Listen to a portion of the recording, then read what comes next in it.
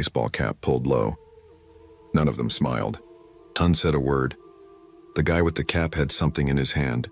Maybe a phone, maybe something else. And for a second I caught a glint of metal from the light. "Where y'all from?" the older man asked suddenly. I hesitated. "A couple streets over." "What's your name, kid?" I froze for a second, but Riley spoke first. My name's Matt." The man's smile faded. "Matt, huh? That's so." "Yeah." Thanks for the candy," Riley said quickly, stepping back. "Yeah, thanks. Happy Halloween," I added, forcing a wave. "Happy Halloween," the man said quietly, still staring as we backed down the steps. The door didn't close right away. It just hung open, all 6 of them still visible, like they were waiting for something else. We walked fast down the driveway. "Dude," I whispered. "What the hell was that?" "I don't know, man. That was sketchy as hell. They were all just standing there. Who opens the door like that with 6 people behind them? I don't know, but that old guy looked like he was waiting." We crossed the street and kept moving, trying to shake it off, but I couldn't stop thinking about how all of them had just stared. No laughter, no nice costume, just silence. After a couple more houses, Riley nudged me. "We should head back." "Yeah," I said, though I was still glancing over my shoulder. Halfway down the block, I noticed headlights behind us. A silver sedan pulled out of a driveway. At first, I didn't think much of it. Lots of people were coming and going, then it slowed down, right next to us. "Keep walking," I muttered. Riley looked over. "Wait, that's the same guy." I looked, and sure enough, the driver was the same older man from the house. My stomach dropped. He was staring straight ahead, both hands on the wheel. But I could feel him watching us from the corner of his eye. Behind him, in the passenger seat, a shadow moved. Another man. "One of the 5 from before. Don't run," Riley whispered. "Just act normal." We crossed to the other side of the street. The sedan crept forward, still matching our pace. Then headlights appeared behind it. A second car, dark blue. The one behind started speeding up, then slowed to the same pace again. "Jesus Christ," I muttered. "It's them. The guys from the door. Why are they following us?" Riley's voice cracked a little. I didn't answer. My heart was pounding. We turned at the next corner, only 1 block from my house. The first car rolled forward, maybe 10 feet ahead, and then pulled to the curb right across from my house. The second car, gone. I didn't even see where it turned. We bolted, ran straight to my front door, fumbled with the handle, burst inside. My mom and dad were in the living room chatting with Riley's parents. They all turned at once. "What happened?" my mom said, eyes wide. I slammed the door and locked it. There's these guys and they followed us." Riley was shaking. We went to some house and there were like 6 guys inside, just standing there. One of them started following us in a car, then another one. Slow down," my dad said, standing up. "What house?" "The yellow one on Birch Lane," I said. "No decorations, just the porch light." Riley pointed toward the window. "They parked across the street." My mom pulled the curtain aside. The silver sedan sat idling across the road, headlights still on. "Jesus," my dad muttered, reaching for his phone. "I'm calling the police," but before he could even unlock it, the sedan's headlights flicked off and then it drove away. Slowly, we all stood there in silence, listening to the fading sound of the tires against the asphalt. The cops came about 20 minutes later. They drove around the block a few times, took our statements, and said they'd look into it. One of them, a younger officer, shrugged and said, "Could have just been some guys messing around. Happens every year." But something about it wasn't just messing around. The next morning I walked by that street again, with my dad this time. The yellow house looked normal in daylight. Windows shut, blinds drawn, nothing out of place. But when we got closer, I noticed the mailbox had no name. The numbers on the post were peeling off. It didn't look like anyone actually lived there. A few days later, curiosity got the better of me. I checked the county property search online. That address hadn't been listed as occupied for over 2 years. The house was vacant. To this day, I don't know who those men were, or what they were doing in that house on Birch Lane, but sometimes, when I'm driving home late at night, I still see that same kind of silver sedan parked near random corners. No lights, no engine noise. Just sitting there. Maybe it's nothing, maybe it's them, and maybe that night Riley and I didn't just dodge a scare. Maybe we dodged something far worse.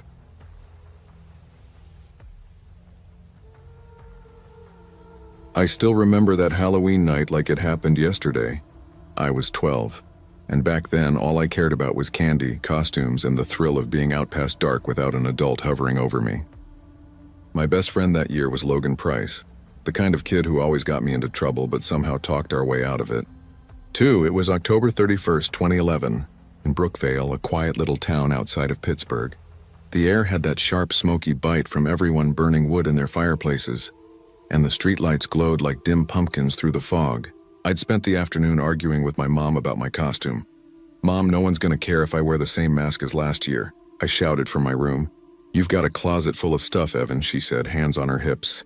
"You're not going out in that torn hoodie again. You look like you just escaped juvenile detention." "That's kind of the point," I muttered, pulling the hood tighter around my face. Logan showed up around 6, already hyped on sugar and chaos. He was wearing this goofy zombie football uniform, pads and all, with fake blood smeared down his arms. "Bro, you ready or what?" he grinned, bouncing the pillowcase in his hand. "Let's roll," I said, grabbing my flashlight and shutting the door before Mom could tell us not to go past Maple Avenue. Because that's where the old neighborhood started. Rows of rundown houses, half of them empty. The other half belonging to people our parents called the weird ones. We hit the first few blocks hard. 2 pillowcases already a quarter full before 8. Reese's, Kit Kats, those full-size bars that make you forget to breathe for a second. Everything felt normal. Kids laughing, porch lights flickering, adults in silly costumes pretending they weren't freezing. But as soon as we crossed over into the old section of Brookvale, things went quiet. The air felt heavier.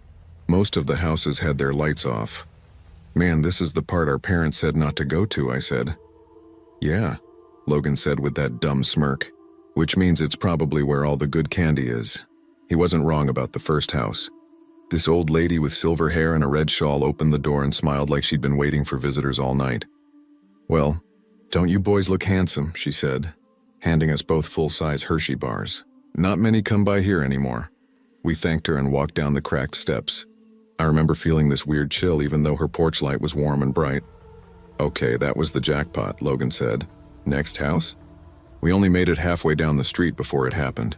Out of nowhere, this guy came sprinting from behind an old church, wild eyes, screaming something we couldn't even make out.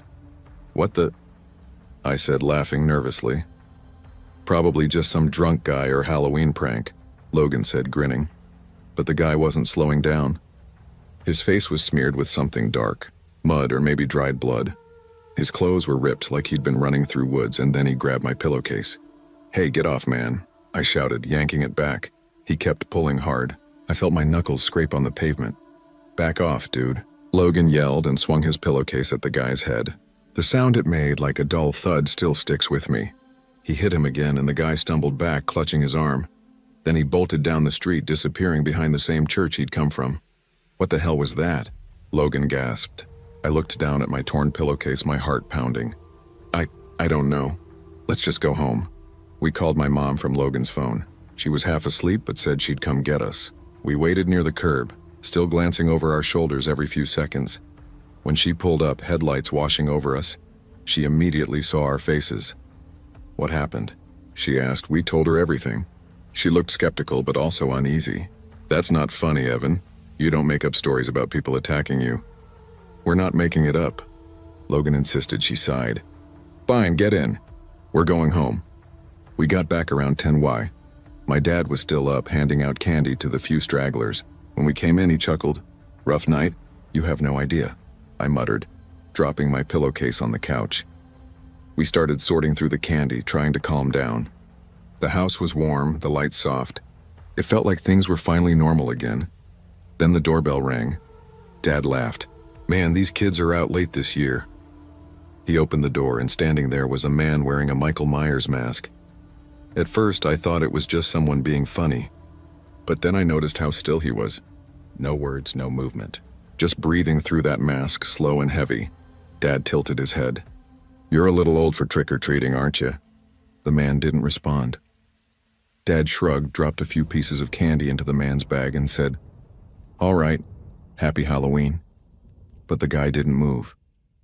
He just stood there, staring right past Dad, right at us on the couch. My skin crawled. "Hey," Dad said more firmly, "you got your candy." Time to move along. The man tilted his head again, then turned slowly and walked away. Around 1 a.m., Logan and I were heading upstairs when we heard a knock at the door again. "No way," I whispered. We froze. Dad yelled from his room, "Ignore it. Nobody decent knocks that late." But then a few minutes later we heard rustling, the sound of leaves crunching outside my window. "Evan," Logan said, whispering. "Mute the TV," I did.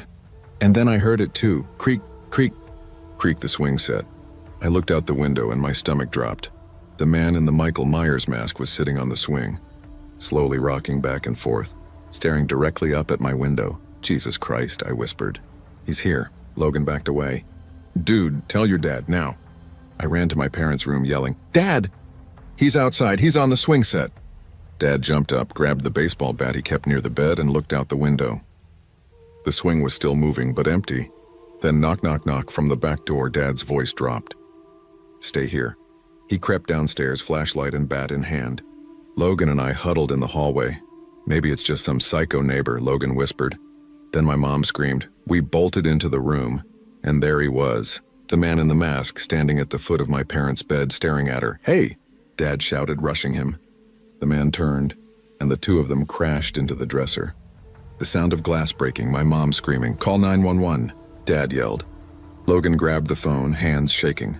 "There's a man in our house. He's wearing a Michael Myers mask. He attacked us." The operator's voice was calm but firm. "Stay on the line. Officers are on their way. Is anyone hurt?" Before I could answer, I heard the sliding window open. By the time we got back upstairs, the man was gone. My dad's nose was bleeding and Mom was shaking so hard she couldn't speak. The police arrived minutes later. Flashlights swept across every inch of the yard. They found footprints near the swing set and the church across the street, but nothing else. One officer, an older guy with a mustache, looked at me and said, "Son, you said you saw him earlier tonight, right? Tried to take your candy?" I nodded. "Yeah, same height. Same build. I think it was him." He sighed. "Probably some creep taking advantage of Halloween to scare kids. Happens every year." But the way he said it, like he didn't even believe himself, made my stomach twist. We didn't sleep that night. Every little sound made me jump. Logan stayed over, but he didn't say much after that. Neither of us did. A few days later, Mom told me the police never found the guy. But there were reports from 2 blocks over. Someone in a Michael Myers mask scaring kids, knocking on windows, disappearing when adults came out. That was my last year trick-or-treating.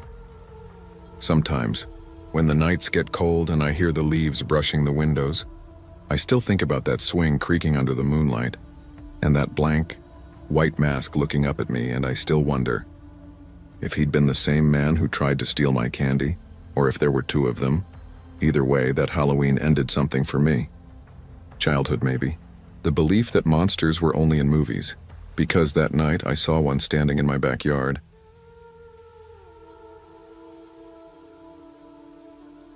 I remember that Halloween night like it's carved into my brain. It was 2007, freshman year.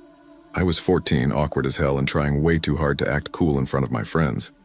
Back then, I lived in a quiet suburban neighborhood in Ridgewood, Illinois.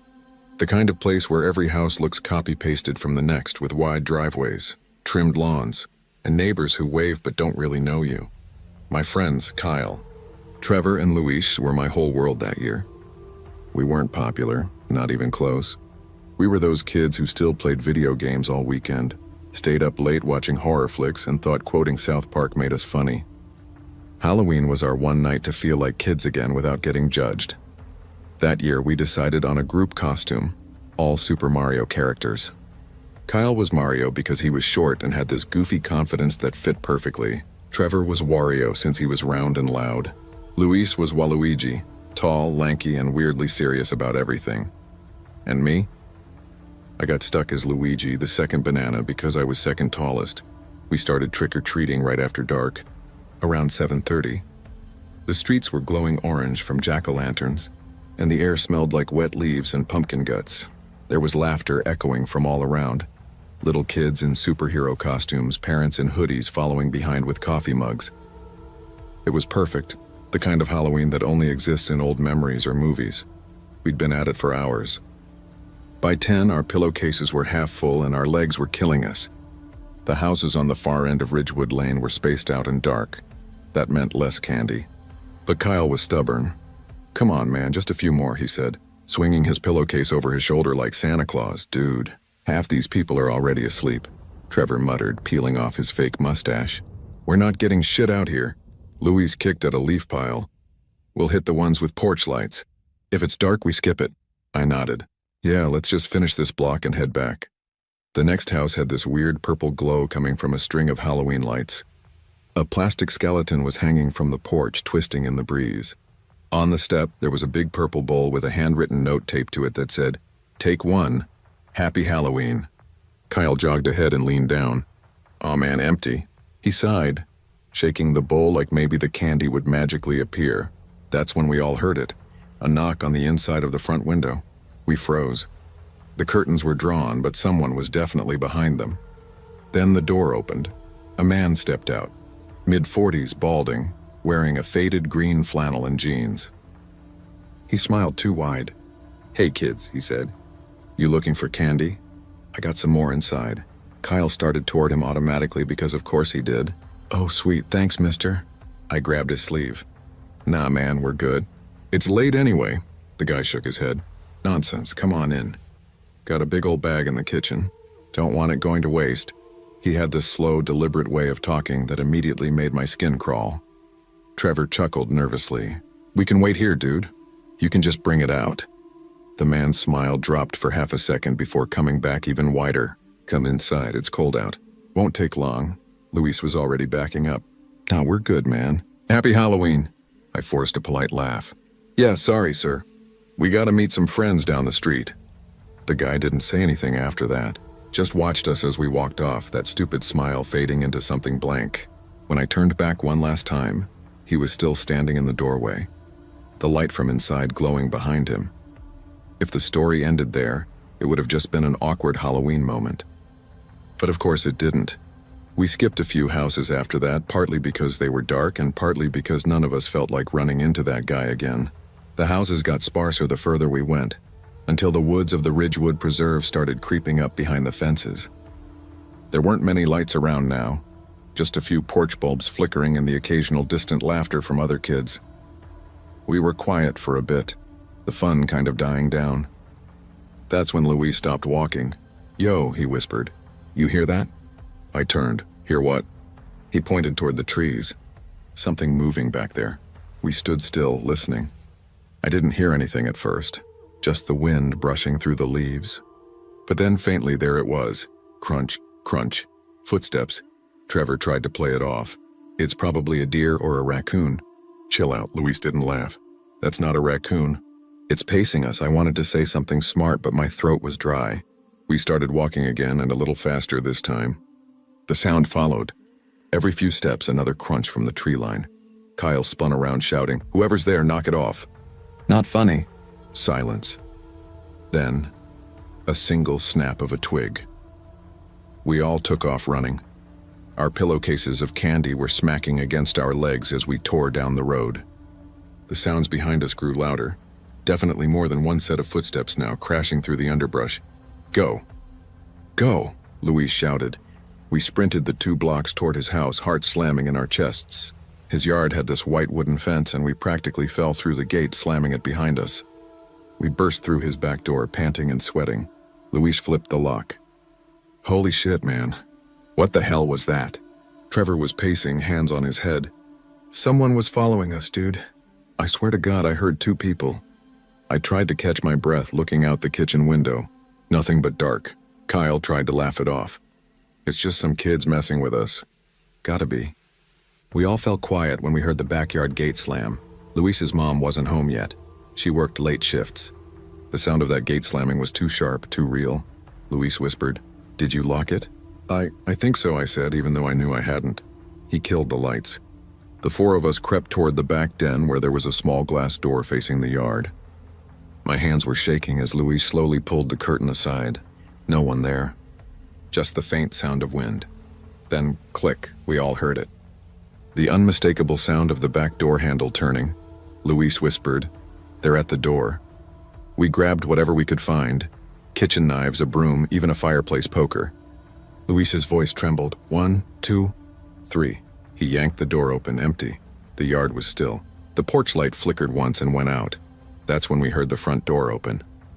We screamed. It was just Luis's mom, standing there in her nurse scrubs, confused as hell. What's going on? We all started talking at once, voices overlapping, hearts pounding. She calmed us down, told us it was probably just some pranksters. Still, she checked the backyard herself. Nothing there. Me and Kyle left a little after midnight. My mom had already texted twice asking where I was. When I finally got home, I threw my candy bag on the floor and collapsed on my bed.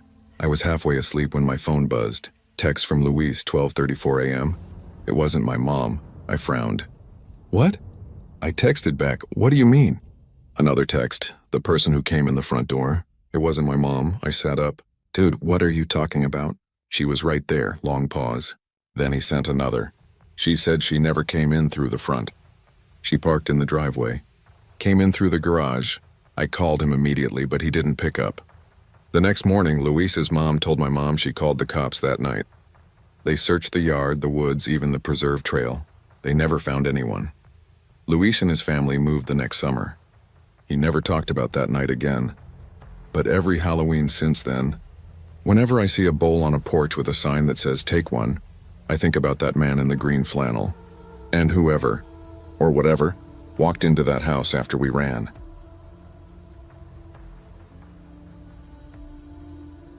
I never used to care much about Halloween, not because I didn't like it. It's just that after a certain age it loses that magic. The kind you feel when you're a kid, running house to house, laughing with your friends, holding your candy bag like it's treasure. By 17, it's different. You're either at a party working a shift, or just scrolling through your phone pretending you're too old for it. That year, though, things changed. My mom and stepdad had plans downtown for some big Halloween charity thing. Costumes, open bar, the whole deal. That meant I was stuck home watching my little brother, Caleb, who was 8 and still deep in his pirate phase. He'd been talking about Halloween for weeks, showing me his costume every other night like I hadn't already seen it hanging on the closet door. "Come on, Eli," he shouted from the hallway. "We're gonna miss all the good candy." "Relax, Captain Crunch," I muttered, pulling on my jacket.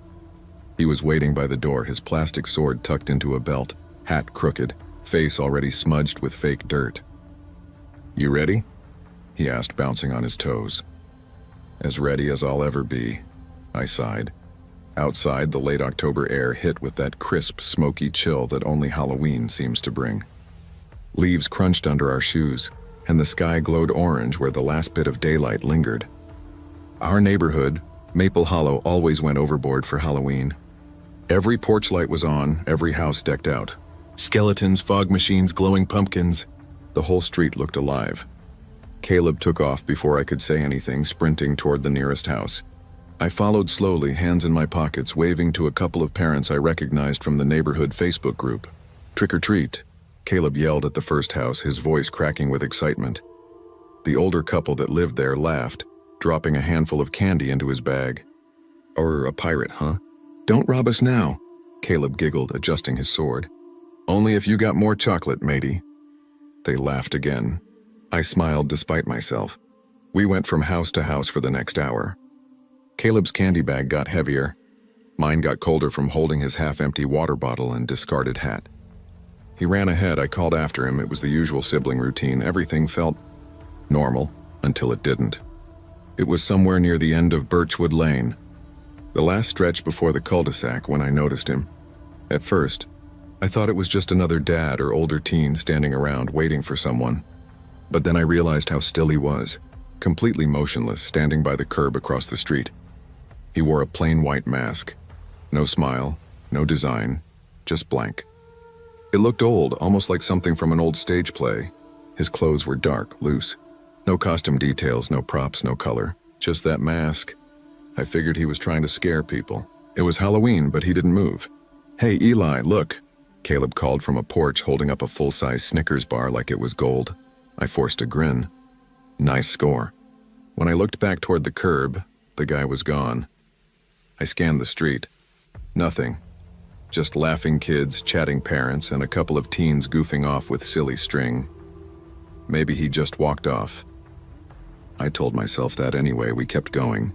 After a while, I started to forget about it. The mask, the weird stillness. It could have been a prank. People loved that stuff on Halloween. But when we turned onto Hawthorne Drive, I saw him again. He was standing near a streetlight this time, half in shadow. Same mask, same stillness. My stomach tightened.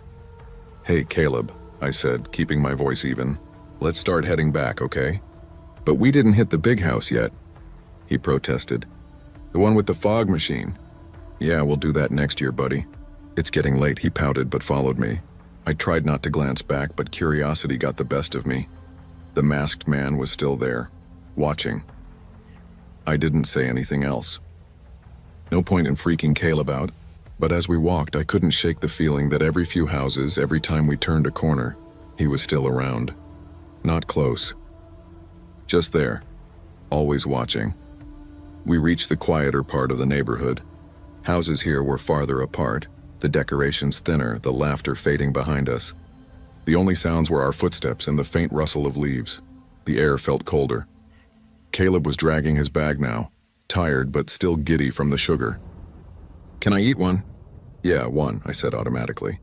"But don't eat anything that's open, okay?" He nodded, tearing into a mini Milky Way. That's when I noticed movement across the street. The man. He was closer now, standing between two mailboxes. Still, silent, facing us. My heart started pounding. "Eli?" Caleb asked. "You okay?" "Yeah," I said, forcing calm. "Stay next to me, okay?" "Why?" "Just do it." We walked faster. I didn't want to run, not yet. I kept looking back, hoping to see the guy walk away or wave or do something that made sense. He didn't. Every time I looked, he was a little closer. Not moving when I was watching, but somehow always closing the gap, like he was playing some sick game. By the time we reached our street, Oak Ridge Court, the candy buzz had worn off. Caleb was yawning, his hat stuffed into his candy bag. I was tense, scanning every shadow, every tree. Our porch light glowed faintly at the end of the street. Almost home, then I saw him again, standing at the corner, facing us. "Eli, who's that?" Caleb whispered. I didn't answer. The man tilted his head slightly, just enough to make my pulse spike. Then he started walking, slow, measured, toward us. "Run," I said quietly. "What?" "Run, Caleb, now," he didn't argue. He just ran, candy bag bouncing against his legs. I followed, glancing over my shoulder. The man was running too now, not sprinting, not stumbling, just running with this disturbing, steady rhythm. Like he knew exactly how far behind he wanted to be. "Come on," I yelled, fumbling for my keys as we reached the porch. Caleb was crying, gasping. "He's right there, Eli." The key slipped once, twice, before I jammed it into the lock and shoved the door open. We stumbled inside. I slammed it shut and threw the deadbolt. For a moment, neither of us spoke. Just the sound of our breathing. Then Caleb started sobbing. "It's okay," I whispered, crouching next to him. "You're safe, okay? We're home." I wanted to believe it myself. After a minute, I got up and peeked through the blinds. He was there, at the end of the driveway, still as ever, just watching. My throat went dry. I closed the blinds and backed away. "Go upstairs," I said. "Brush your teeth." "I'll be up in a minute." Caleb hesitated. "What about—" "Just go." He went. I stood there, staring at the window, listening. Nothing. No footsteps. No voice. After what felt like an hour, I looked again. The man was gone. I didn't sleep that night. Every creak of the house made me flinch. I checked the locks 3 times. Around 2 a.m., I finally dared to look outside again. Empty street. Just the faint hum of the streetlights and the rustle of leaves, but I couldn't shake the image, the way he stood, the way he tilted his head, the way his mask caught the porch light like a pale face in the dark. The next morning, my mom asked how the night went. "Fine," I said. "Caleb got too much candy, that was it. What was I supposed to say?"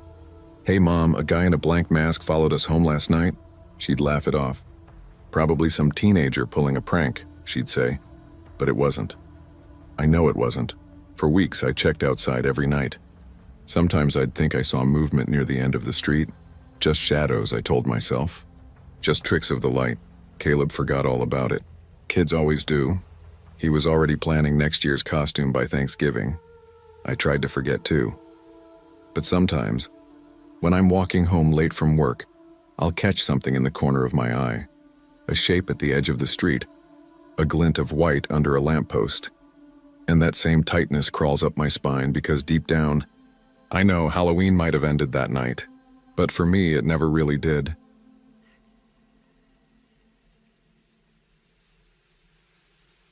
I was 12 that Halloween, the kind of age where you think you're old enough to make your own choices but still dumb enough to make all the wrong ones. That year, Mom grounded me a week before Halloween because I'd forgotten to feed our dog, Buddy, 3 nights in a row. "You want to act irresponsible, you can spend Halloween at home," she'd said, slamming the fridge door like it was some kind of final judgment. So that was it. No costume, no candy, no trick-or-treating with my friends. Just me, the sound of kids screaming down the street, and the hollow ache of missing out on the one night of the year that actually felt like magic.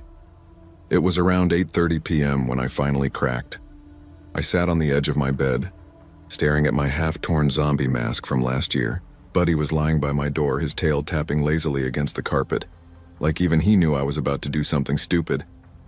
"Don't look at me like that," I muttered. "It's just for a little bit. I'll be back before Mom even wakes up for her late-night tea."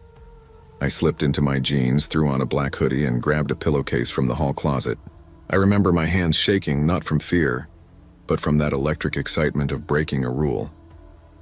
By the time I slid out through the back door, the air had that cold October bite, and the sound of laughter carried down Oak Ridge Lane. The streets were thinning out. Little kids were heading home, their pumpkin buckets overflowing. I walked fast, keeping my head low, passing clusters of older teens. Some wore ghost masks, others carried beer cans disguised in paper bags. After about 20 minutes, my pillowcase was already halfway full. Reese's, Kit Kats, a couple of mini Snickers. I even scored a full-size Twix from the Mitchell's house at the corner. For a kid who wasn't even supposed to be out, I felt like a legend, but I didn't want to head home yet. That's where everything went wrong. Oak Ridge Park sat at the edge of our neighborhood, past the row of abandoned houses everyone said were going to be redeveloped soon. It used to be the hangout spot when I was younger. Metal swings that squeaked, a broken merry-go-round, a slide with graffiti that probably hadn't been cleaned since the 90s. My parents hated when I went there. They said bad things happened there after dark, though they never said what kind. But when I looked across the road and saw the park bathed in orange streetlight fog, it didn't look dangerous. Just lonely. Curiosity has always been my curse. I walked through the rusted gate. The sound it made, this long metallic whine, sent a chill down my spine. The wind picked up, carrying the smell of damp earth and old rain. That's when I saw her. She was sitting on the far swing, her back to me, white fabric glowing faintly under the flickering light. At first I thought it was some older teen pulling a prank, a costume maybe. But then I noticed the dress. It wasn't bright or clean. It was filthy, torn at the hem, heavy like it had soaked up years of dirt and rain, and she was humming. Softly at first, like she didn't want anyone to hear. "Ring around the rosy." I froze, every hair on my arm stood up. Something about the way she sang, it wasn't playful. It sounded tired, wrong, like she'd been singing it for decades and forgotten what joy felt like. Hey," I said, my voice breaking. "You okay, ma'am?" No answer. The swing creaked, moving just enough for me to see her pale hands clutching the chain. Her fingers looked stiff, like she hadn't used them in a long time. I swallowed hard. I'm just passing through." That's when the swing stopped. Dead still. The sound of her humming cut off mid-word. Slowly she tilted her head to the side like she was listening to me, but she didn't turn around yet. My chest tightened. I started to step back, then she spoke, "Little boy, come play with me." Her voice wasn't loud, but it carried across the park like it was right next to my ear. I gotta get home," I stammered. "It's late." She turned her head just enough for me to see her face. Her skin was grayish, cracked like dried clay. Her eyes, God, those eyes were colorless, sunken deep into her skull with this faint glow that made my stomach twist. She smiled, and I saw the corners of her mouth stretch too far. "Don't leave me alone again." That's when I saw the noose mark, deep and dark, around her neck. I stumbled backward, tripping over my own shoes. The pillowcase of candy burst open, scattering chocolate across the wet dirt. She stood up from the swing. The chains groaned and trembled as she moved. I didn't wait. I ran. I ran faster than I'd ever run before, past the rusted slide, past the gate, my lungs burning. Behind me, I swear I heard her giggling, soft, echoing, like she was right behind me, even though I didn't dare turn around. When I reached my backyard, I crashed through the fence panel I'd loosened earlier. Buddy barked, his claws scratching the glass door. "Shh! Buddy, quiet!" I hissed, breathless. I slipped inside, locked the door, and pressed my back against it. My heart was pounding so hard I thought it would wake the whole house. I ran upstairs, tore off my hoodie, and jumped into bed, yanking the blanket up to my chin. I told myself I was safe. That it was just some weirdo in a costume trying to scare kids. That's what my brain wanted to believe. Then I heard it. The humming. It started faint, almost blending in with the wind. "Ring around the rosy." I froze. It was coming from the window. I turned my head slowly, every muscle in my body screaming not to. And there she was, pressed against the glass. Her face was inches from mine, pale and cracked. Her black hair spread out across the window like spider legs, the smile wide, hideous, stretched ear to ear. "Ashes, ashes," she whispered, fogging the glass. We all fall down. I couldn't scream. Couldn't even breathe. Her hand, long, thin fingers with broken nails, dragged across the window, making a screeching sound that cut straight through me. Over and over, she sang that line until my vision blurred from tears. I hid under the blanket, praying for morning, praying she'd stop. At some point, I must have passed out. When I woke up, sunlight was spilling across my floor. For a second, I almost believed it had been a nightmare. Then I saw Buddy. He was whimpering near the window. There, caught between the frame and the glass, was a scrap of dirty white fabric. I pulled it free. It was a torn piece of lace veil, stiff with something brownish red dried on it. I didn't tell Mom or Dad. They wouldn't have believed me. A few days later, I overheard a group of older teens talking outside the gas station. They mentioned Oak Ridge Park, how some lady had hanged herself there years ago after her fiancé left her at the altar.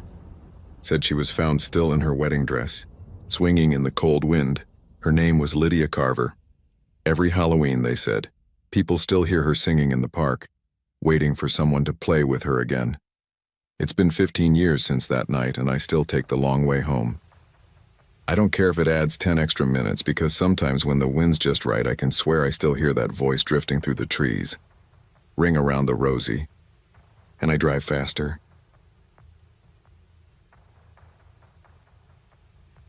I was 16 the year it happened. Old enough to not be trick-or-treating anymore, but still young enough to not have anything better to do on Halloween night. I lived on the edge of a small town called Maple Hollow, one of those quiet, leafy neighborhoods where everyone knew everyone else by the make of their car or the color of their mailbox. Halloween was usually loud and cheerful around here. Kids running in the streets, porch lights flickering, pumpkins glowing on every stoop. That year, Halloween fell on a Friday, and my parents were away for the weekend visiting my aunt in Cleveland. My older sister, Kayla, was off at college in Michigan, so yeah, it was just me, home alone, with a big old 2-story house creaking every time the furnace kicked on. Mom had left 3 giant bags of candy on the counter, each labeled "Do Not Eat" for kids. She even left a sticky note that read, "Remember to smile when you answer the door, Jake. Don't be a grouch this year. Love, Mom." So that was my night. Horror movies on the TV, pizza rolls in the oven, and answering the door every 5 minutes. By around 8:30, I'd lost count of how many times the bell rang. Every group of kids was the same. Excited, sugar-hungry, polite. Eventually, I got sick of it, so I dumped a full bag of candy into this big orange bowl we had and set it outside on the porch railing. Mom hated when people did that, said it was lazy, but she wasn't here and I wanted some peace. I turned the porch light off and settled back into my chair, headset on, controller in hand. My game had just loaded when the doorbell rang again. At first, I ignored it. Maybe the bowl was empty. Maybe some kid was being a brat. But then it rang again. Ding-dong, sharper this time. I sighed, pushed away from the desk, and trudged down the stairs. When I opened the door, 2 figures stood there. Both wore white Guy Fawkes masks, like the V for Vendetta ones people wear for pranks or protests. They were older, not little kids, maybe late teens. One was taller, wearing a faded gray hoodie with the sleeves pushed up. The other had a black denim jacket with ripped elbows. They didn't say trick or treat. They just stood there, side by side, holding out their plastic grocery bags. The silence felt heavier than it should have. Hang on, I muttered, forcing an awkward laugh. Guess the bowl's empty already. I went inside, grabbed a handful of Reese's, and came back. The taller one tilted his head slightly when I approached. Slow, like a dog watching something it doesn't quite understand. When I dropped the candy in their bags, the one in the jacket spoke. His voice was flat, muffled behind the mask. You home alone?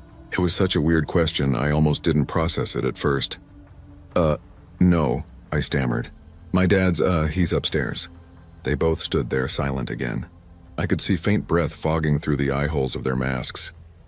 Well, I said, forcing a nervous chuckle. Happy Halloween.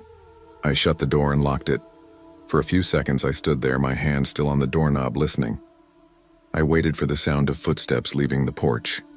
But all I heard was the faint creak of the boards and the wind brushing through the trees outside. After maybe half a minute, I told myself I was being paranoid. Probably just some high school idiots messing around. I went back upstairs, tried to get back into my games, but my mind kept replaying that one line. You home alone? Something about the way he said it didn't sound like a joke. That's when I heard the first bang, a sharp, hollow thunk against the window beside my desk. I froze, staring at the blinds. For a second I thought it was just a branch or a bird, until another thud hit, louder, making the glass rattle. Jesus, I whispered, pushing the blinds aside just a little. Nothing, just the yard. Dark, still. The faint orange glow of the street lamp down the block. Then something small, maybe a rock, hit dead center of the glass, making me flinch backward.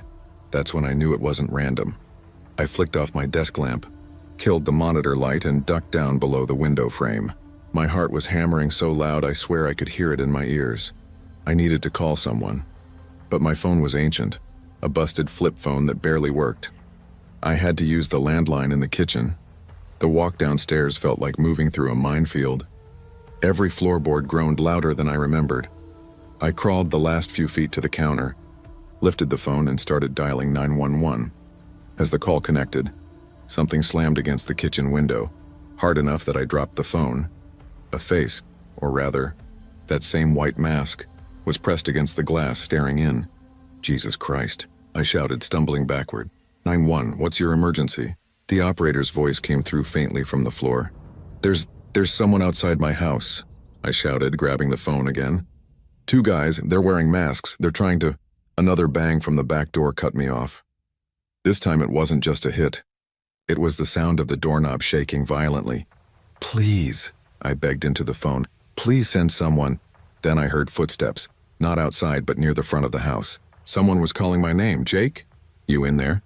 It was Mr. Harper, our next-door neighbor. The man was in his 60s, always outside mowing his lawn or fixing something. I ran to the front door, nearly tripping on the rug, and yanked it open. He stepped inside immediately, out of breath, holding his cell phone. You okay, kid? I saw two guys run behind your house. They've been throwing rocks at your windows. He took the phone from my hand. Yeah, he's okay. I'm with him now, he said into it, pacing near the window. We waited together in the living room. I didn't even realize my hands were shaking until he looked at me and said, Hey, sit down, son. You're white as a sheet. Outside, the street looked normal again. Porch lights, pumpkins, distant laughter from kids still trick-or-treating. The police arrived about 10 minutes later, blue lights bouncing off the trees.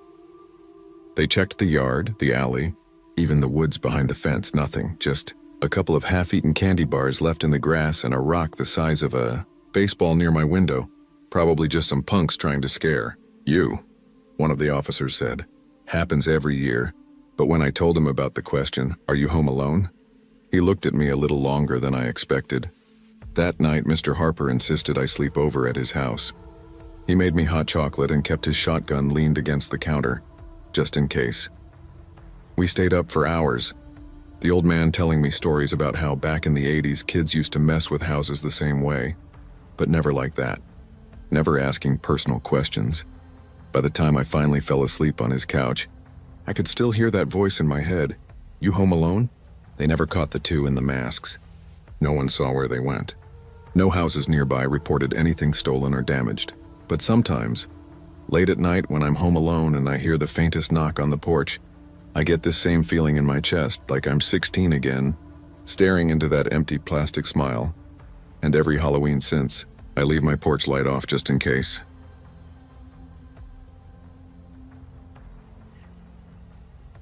I still remember that Halloween like it happened yesterday.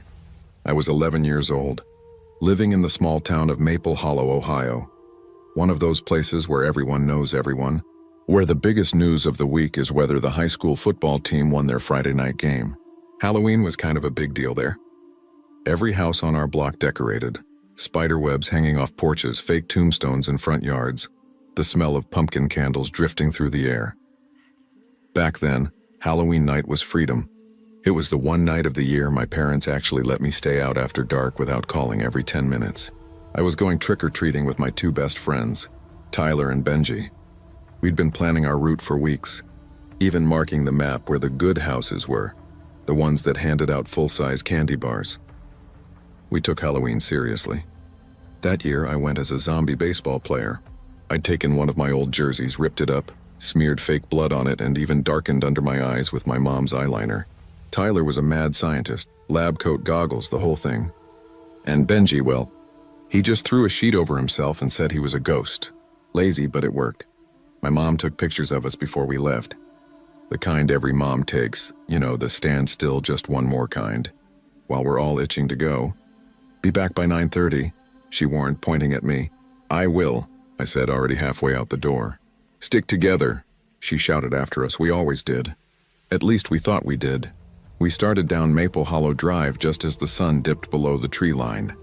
The sky was that perfect Halloween orange fading into purple. Kids ran past us in costumes, superheroes, witches, princesses. The air was filled with laughter, barking dogs, and the sound of leaves crunching under sneakers. All right, Tyler said, checking his folded-up map. We hit the McAllister place first. Full-size Kit Kats every year. Bet, Benji said, tugging his sheet up so he could see. I laughed. You're gonna trip over that thing before we even get there. He shrugged. Worth it. We made our way house to house, running up porches, yelling trick or treat, and sprinting back down with our pillowcases swinging. By the time we hit the fourth house, my bag was already half full. Tyler kept bragging about how much chocolate he had. Benji was collecting anything fruity, Starbursts, Skittles, whatever. I was just happy being out there. Halloween night always had this weird kind of magic, that mix of cold air, flickering pumpkins, and the way people actually smiled at strangers. It felt safe, familiar. But that changed when we reached the old Finch house. The Finch house sat at the very end of Birchwood Lane, right on the edge of the woods. It wasn't abandoned, but it had that look. Faded paint, sagging porch, a big oak tree out front with crooked branches that looked like arms. The porch light was on, and that was the rule. Light on means candy, light off means skip it. I hesitated a little. You sure we're going up there? Tyler grinned. Dude, lights on. House rules, Benji said, muffled through his sheet. Maybe it's like an old lady who forgot to decorate. Only one way to find out, Tyler said, already walking up the path. The leaves crunched under our shoes as we approached. The air felt colder here, quieter, like the rest of the neighborhood noise had just stopped. The porch creaked when we stepped onto it. Then the door opened. She was standing there, an old woman, probably in her 70s, wearing a knitted shawl. Her gray hair was tied back in a bun, and she had this gentle, almost tired smile. In her hands was a big wooden bowl filled with candy. Well, aren't you three-something, she said, her voice soft but rasping, like she hadn't spoken much. Trick or treat, we yelled, holding out our bags. She chuckled. Such fine costumes. Here you go, boys. She dropped candy into each of our bags. I heard the familiar rustle of wrappers, and then said, Now, you boys be careful out there tonight. Some things wander where they shouldn't on Halloween. I didn't think much of it at the time. Just an old lady being spooky. Thanks, ma'am, Tyler said as we turned to leave. But as I glanced back, I noticed something strange. She wasn't watching us walk away. She was staring down at her empty hand like she'd just realized she'd dropped something important. By the time we looped back toward my house, it was around 9:15. Our bags were heavy, our legs were tired, and my mom's 9:30 warning was echoing in my head. We went straight to my place because it was our tradition to dump out the candy on the living room carpet and trade like maniacs. "All right," Tyler said, collapsing on the floor. "Best haul ever." "Facts," Benji agreed. Already opening a Reese's, we dumped everything out in a pile. Chocolate bars, gummies, lollipops, a mountain of sugar. But when I reached into my bag again, I felt something that didn't belong. "What the?" I muttered, pulling out a small metal coin. It was round, about the size of a quarter, but way heavier, tarnished with strange markings on it. It didn't look like any coin I'd ever seen. "Yo, what's that?" Tyler asked. "Looks old," Benji said. "Like pirate gold or something." "It's not gold," I said, rubbing my thumb over the design. It looked like a sun, except the rays were twisted, bent inward. That's when I noticed there were more things in my bag that weren't candy. A small piece of fabric, like someone had torn it from a shirt. A photo, and not just any photo. A faded, black and white picture of a little boy standing in front of what looked like the Finch house. He was wearing old-fashioned clothes, suspenders, a button-up shirt, and his expression was blank. No smile, no joy, just wide, hollow eyes staring straight at the camera. "What the hell, man?" Tyler said, staring at it. "You sure that's from your bag?" "I swear this wasn't in here before." Benji frowned. "Maybe you grabbed the wrong bag when we were out." That's when it hit me. My pillowcase, and it looked like mine, sure, but there was a small difference. The stitching on the side was crooked, like it had been hand-sewn. Mine was store-bought.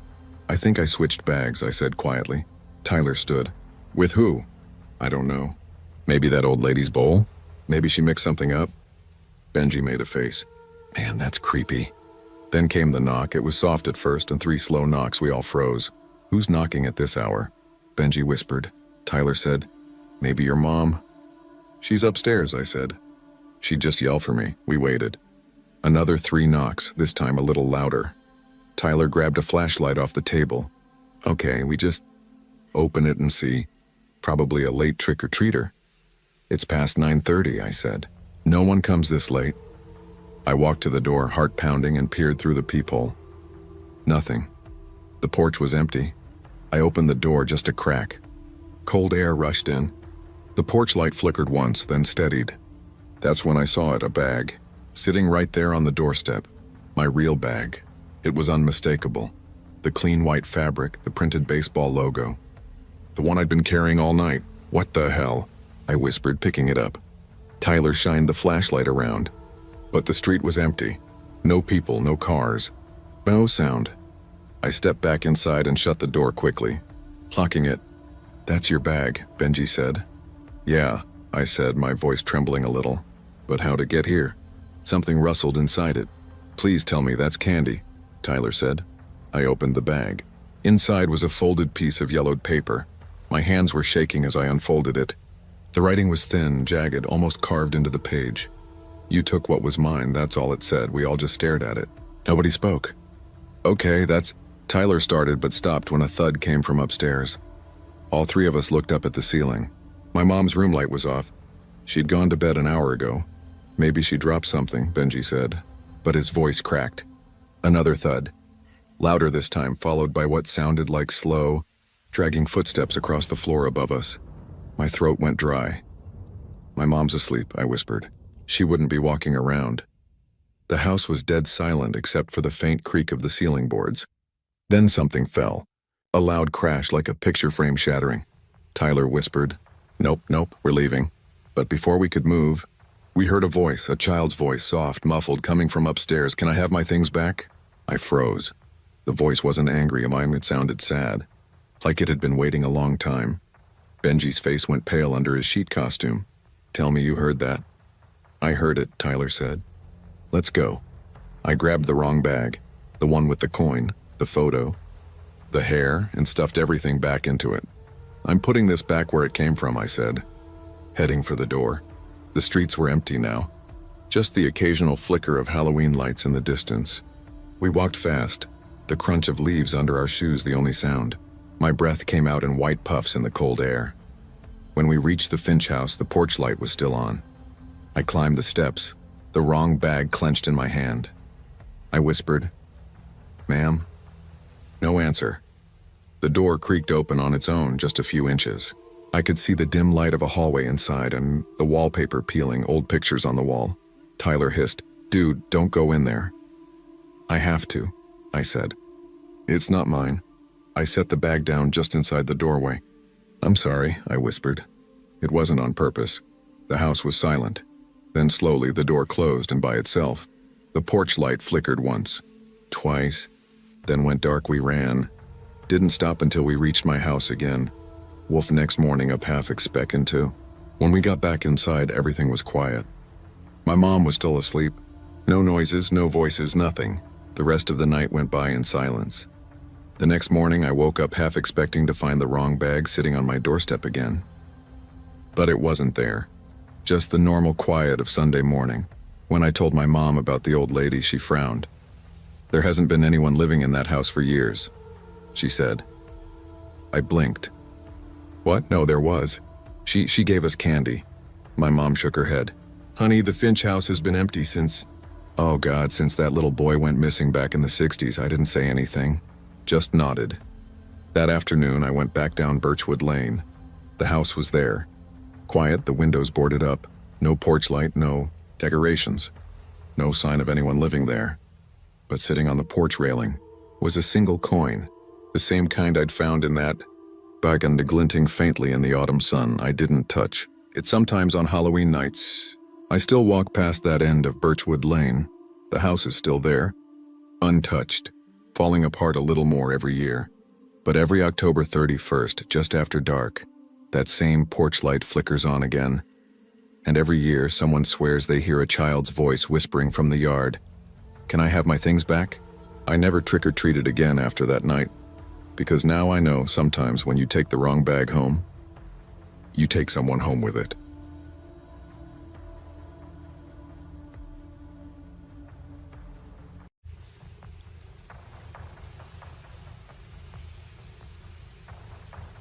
Being a cashier gives you a front-row ticket to some of the most bizarre human relationships, but it's not exactly an exciting job. Since I've been working at a Walmart supercenter for more than 2 years, I've witnessed everything. Unpleasant customers, shoplifters, and even someone attempting to use Monopoly money to pay for their goods. But I still get chills from what happened one calm Wednesday night. I wish I could forget this kind of story. Few clients were coming in that evening, so it was a slow one. The store had that uncanny quiet that comes in the middle of the night, with the exception of the occasional announcement over the intercom and the buzz of the fluorescent lights, and most of the aisles were deserted. I was counting down the minutes till my shift ended at 11 p.m. I reasoned that I could finally clock out and go home after just a few more clients. She entered at that point. Nothing about her seemed out of the ordinary at first. Her dark hair hung like a curtain over her face, and she was a middle-aged woman. She held a big black pocketbook to her chest as if it were the most valuable item in the world, and she wore a faded gray coat that appeared a bit too big for her.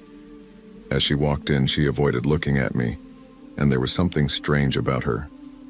Perhaps it was the slow, methodical pace of her movements, as if she were picking each step carefully. Or perhaps it was the way she seemed to drain the warmth from the atmosphere around her. She weaved in and out of the aisles as she strolled through the store, and I observed. She didn't appear to be browsing, but she also didn't seem to have a goal. She seemed to be looking for someone or anything. She eventually arrived at my register after a wait of roughly 15 minutes. A single red candle, a box of salt, a roll of black thread, and an ancient, tattered-looking book without a title on the cover were among the strangest mix of objects I had ever seen in her cart. I was instantly drawn to the book. Its pages were yellowed with age, and the leather binding was cracked and faded, giving it an old-world appearance.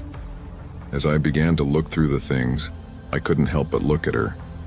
Her eyes were sunken, as if she hadn't slept in days, and her face was pale, almost unnaturally so.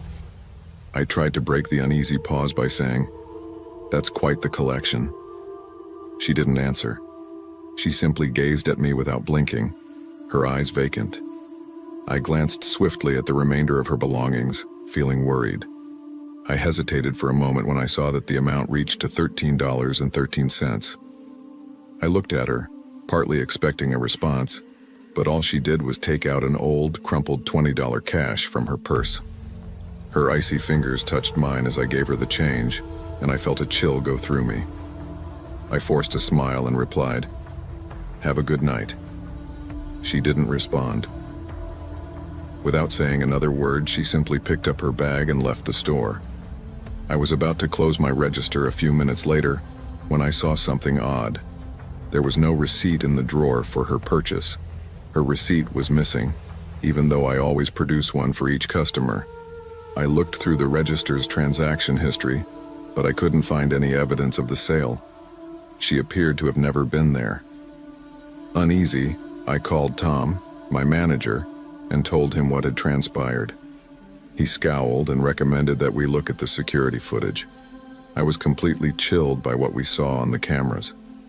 I was seen on camera standing at my register, scanning products and conversing, but no one was in front of me. There was no wagon, no unusual objects, no woman. I was conversing with nothing. Tom looked at me bewildered. "How are you feeling?" "Perhaps you're simply exhausted." What I was seeing was unbelievable. She had been there, I knew. I had given her change, felt her cold touch, and checked her belongings. However, the cameras were honest. For the remainder of my shift, I couldn't get the woman out of my head. The night felt darker than normal when I eventually drove home after clocking out. Every shadow appeared to shift just out of my line of sight, and the lamps appeared to be dimmer. Desperate for sleep, I fell onto my bed as soon as I arrived home.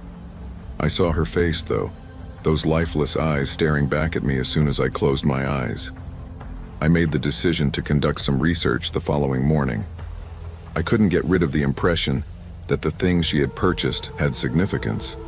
The black thread, the crimson candle, and the salt all appeared too particular to be chance. I was frightened by what I discovered. Her purchases matched the components of an ancient ceremony that was intended to call forth spirits or create a portal to the afterlife. Not just any book, but a grimoire, a compilation of spells and incantations, was the one she had been holding. It dawned on me then that she wasn't just an odd client. She was completely different and shouldn't have been there. I tried to tell myself that I was overanalyzing everything and that it was all a coincidence. However, she returned 2 nights later. When I saw her again, she was standing close to the door at the far end of the store, and it was approaching midnight. This time her face was considerably paler than previously, and she wasn't carrying a cart. With my heart racing, I froze. She remained still. She simply stood there and gazed at me. I looked back to see that she had left when I turned to call for Tom. I didn't see her again after that. I had no idea who or what she was. Perhaps she was only in my head, a mental trick from working too many late shifts. Or she might have been worse. All I know is that I will always remember those lifeless eyes, and the way the room seemed to lose its warmth when she was there. I also swear that I can still feel her observing me at times in the middle of the night when the store is silent and the aisles are deserted.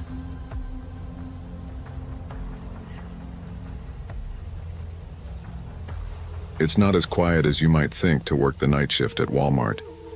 Even though there are no people in the aisles, the fluorescent lights and the quiet hum of the refrigerators reverberating around the store have an unsettling quality. Until a night in October altered everything, I've always been the kind to brush unusual things off. I discovered that not everything in this world is as it seems that evening. I was put in charge of the seasonal department, and Halloween was just 2 weeks away. The area needed to seem inviting for the surge of holiday customers, according to my manager, Mr. Preston. He handed me a checklist and said, "Alex, make sure the displays are flawless. You are essential to us." As he left, I rolled my eyes. "Of course, boss," I said to myself. Even though I had worked on the seasonal area before, there was always something strange about it. Perhaps it was the decorations, plastic tombstones, rubber bats, and those zombies who scream when you pass them. Perhaps the mannequins were the cause. This year, 3 life-size Halloween mannequins, a witch, a vampire, and a scarecrow, were the focal point of the exhibit. They appeared to be frozen in mid-conversation as they posed together. Unlike ordinary mannequins, Their features were painted with rough, almost infantile emotions, and covered in burlap. I detested such things.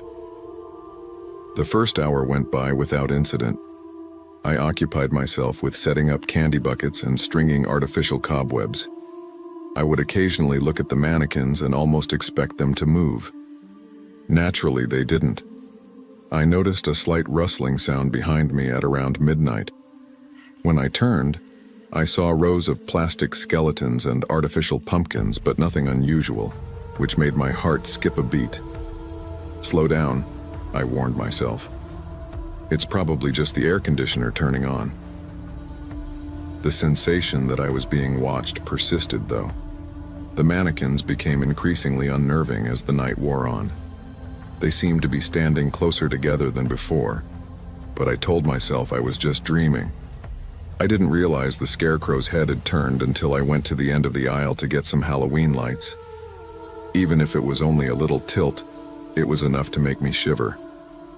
I said, "Very funny," thinking one of my colleagues was pulling a practical joke. "You can now stop." Nobody responded. I went up to the scarecrow and put its head back in place. Under my fingers, the burlap felt rough and yet warm. One of my coworkers, Mia, arrived to assist at around 1 in the morning. Even though Mia always had a smile on her face, she was uncomfortable tonight. She looked around the aisle and said, "Hey, Alex. Mr. Preston asked me to see how you were doing." I gave a nod. "I'm glad you're here. I'm getting a little scared of this area." She gave a tense laugh. "Those mannequins are really eerie." For around an hour, we collaborated to rearrange shelves and objects. I occasionally saw her looking at the scarecrow, her face tense with anxiety. Eventually, I became aware of an oddity. The witch mannequin had vanished. I tried to maintain a calm tone as I said, "Hey, Mia, have you relocated the witch?" She scowled. "No, why?" I pointed to the vacant area where the mannequin had been and remarked, "It's gone." Both of us looked down the aisle, but the witch was not there. Mia said, "Perhaps Mr. Preston moved it," but she didn't seem to be persuaded. I nodded, but I knew in my heart that something wasn't right. Shortly after, I was left alone in the aisle while Mia went off to get some goods from the stockroom. The quiet was overwhelming. I froze when I looked back at the screen. Once more, the scarecrow had moved. Its arms were extended this time, seemingly in search of something, or someone. Its painted eyes stared directly at me as its head was cocked upward. My chest constricted. I was unable to breathe or move. The intercom suddenly came alive. "Please come to the stockroom, Mia." "Go to the stockroom, Mia." My walkie-talkie came out. "Hi, Mia. Are you all right?" No answer. I made the decision to look through the stockroom myself. When I passed the electronics section on my way to the back of the store, I noticed it. In the center of the aisle stood the witch mannequin.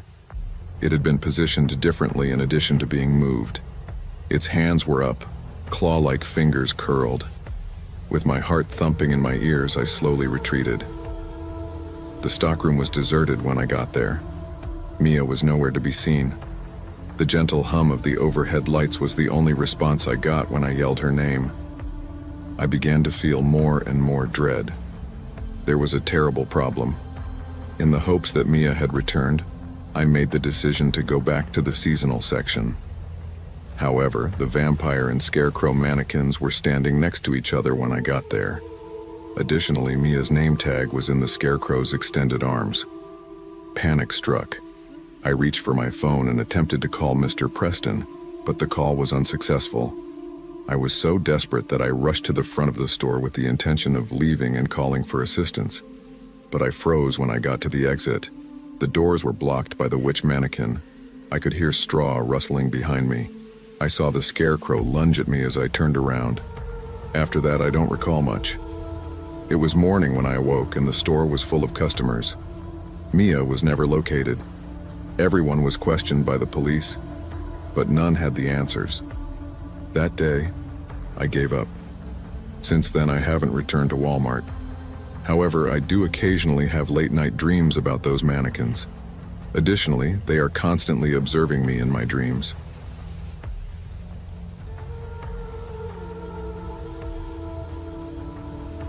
Particularly late at night, there's something about Walmart parking lots that worries me out. Perhaps it's the gloomy lighting, the long lines of cars, or the uncanny quiet broken only by the squeaky wheels of shopping carts. I didn't give it much thought until one evening when my ordinary supermarket run became an unforgettable experience. I have no idea why I'm writing this. Perhaps it serves as a warning to others or a means of processing what happened. One thing is certain, though. I will never again view a parking lot in the same manner. It was one of those cold autumn evenings when the streets are covered in crunchy leaves and the air prickles your skin. I discovered I had nothing in the refrigerator after working a late shift. With a groan, I made the decision to visit the Walmart located a few miles away from my flat. There was a certain calm in the store that made you acutely aware of your surroundings. Milk, bread, eggs, and a frozen pizza were among the necessities I tossed into a basket as I strolled through the aisles. I paid fast and made my way out because I didn't want to stay. The cold hit me more forcefully than I had anticipated as soon as I entered the parking lot. I exhaled in tiny puffs, and the automobiles were covered in lengthy shadows from the streetlights.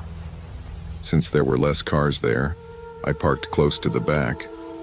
I had been in a hurry and didn't want to go back for a closer spot, so it wasn't the best decision.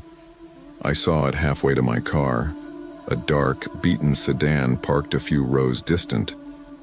Even though its headlights were out, I could sense that someone was observing me from within. I dismissed it as paranoia and continued to walk while gripping my keys tightly. I wanted to get to my car as soon as possible. However, the sedan's engine sprang to life as I got closer to my car. A beat skipped in my chest. With its tires crunching over the loose gravel, the automobile moved slowly onward. My instincts told me to get moving, but I froze because my legs felt like lead. The driver's window down just enough for me to glimpse a hand waving at me as the car rolled to a stop a few feet distant. The wave wasn't amicable. It was intentional, slow, and somehow incorrect.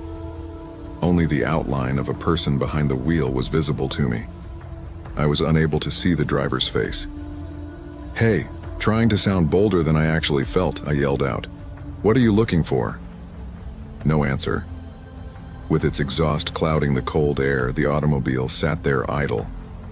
I almost threw myself into my car as I fumbled with my keys. I started the engine and locked the doors with trembling hands. The vehicle followed me as I backed out of the parking space. It wasn't nuanced. When I moved, the automobile followed me, maintaining a constant distance. As I made my way to the parking lot exit, my stomach lurched, hoping this was some strange coincidence. However, the sedan's headlights flicked on as I turned onto the main road, and it continued to follow me. I inhaled deeply while attempting to maintain my composure. I reassured myself that it was probably nothing. All they are doing is moving in the same way. However, my logical side of the brain didn't believe it. I chose to put them to the test. I turned down a side street that I didn't often use at the next crossing. The sedan came next. My heartbeat accelerated. I took another arbitrary turn, and another, and the automobile followed me all the way. The person behind the wheel wasn't rushing. They made no attempt to pass me or tailgate. They simply hovered, constantly maintaining a sufficient distance to indicate that they were in pursuit. At last, I was unable to handle it any longer. I hoped the lights and cameras would dissuade them when I turned into a gas station. The driver of the vehicle waved at me once more before vanishing down the street as it slowed down. I whispered, "That was weird," and for a little period I laughed shakily as relief washed over me. But at least they're no longer there. After a few minutes of waiting, I left the petrol station and drove home. The streets were still, with eerie pools of light cast on the deserted road by the occasional street lamp. Tired but glad to be home, I pulled into my apartment complex. Except for a few well-known vehicles that belonged to my neighbors, the parking lot was nearly deserted. However, my blood turned to ice as soon as I got out of my car. The identical dark automobile was parked at the far end of the lot, just visible from a street lamp that had burned out. I knew it was the same car even though I couldn't see inside. It was obvious from the marks on the door and the missing hubcap on the back tire.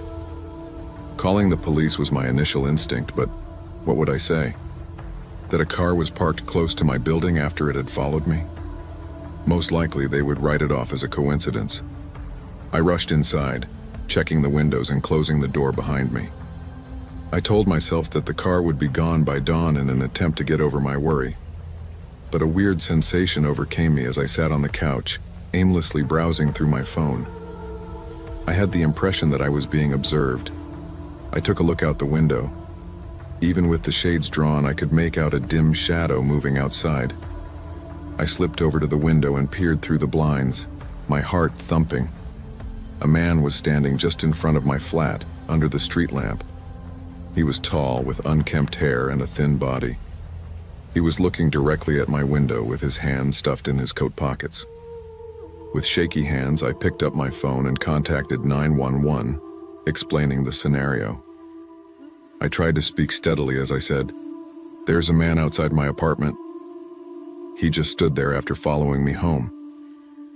The minutes seemed like hours, but the operator reassured me that an officer was on the way.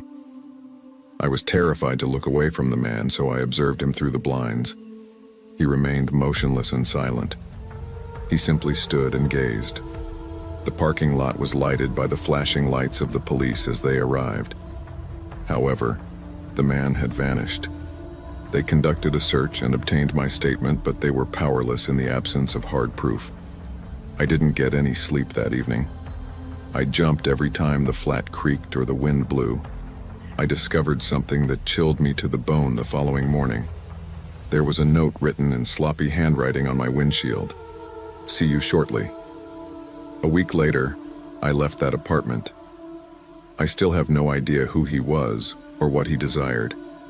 However, I can't help but get a shiver of terror whenever I see a dark car, wondering if he's still out there, observing.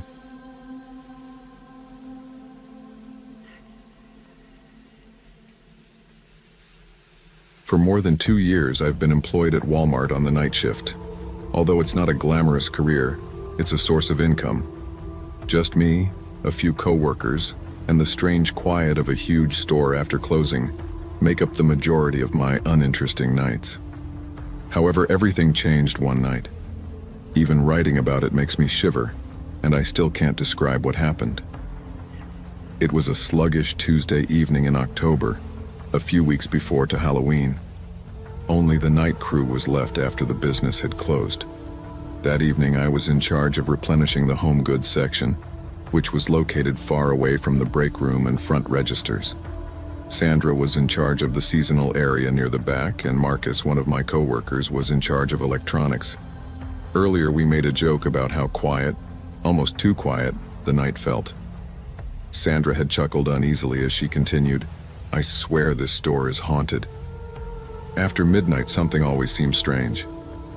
I dismissed it. I had no belief in ghosts or the paranormal.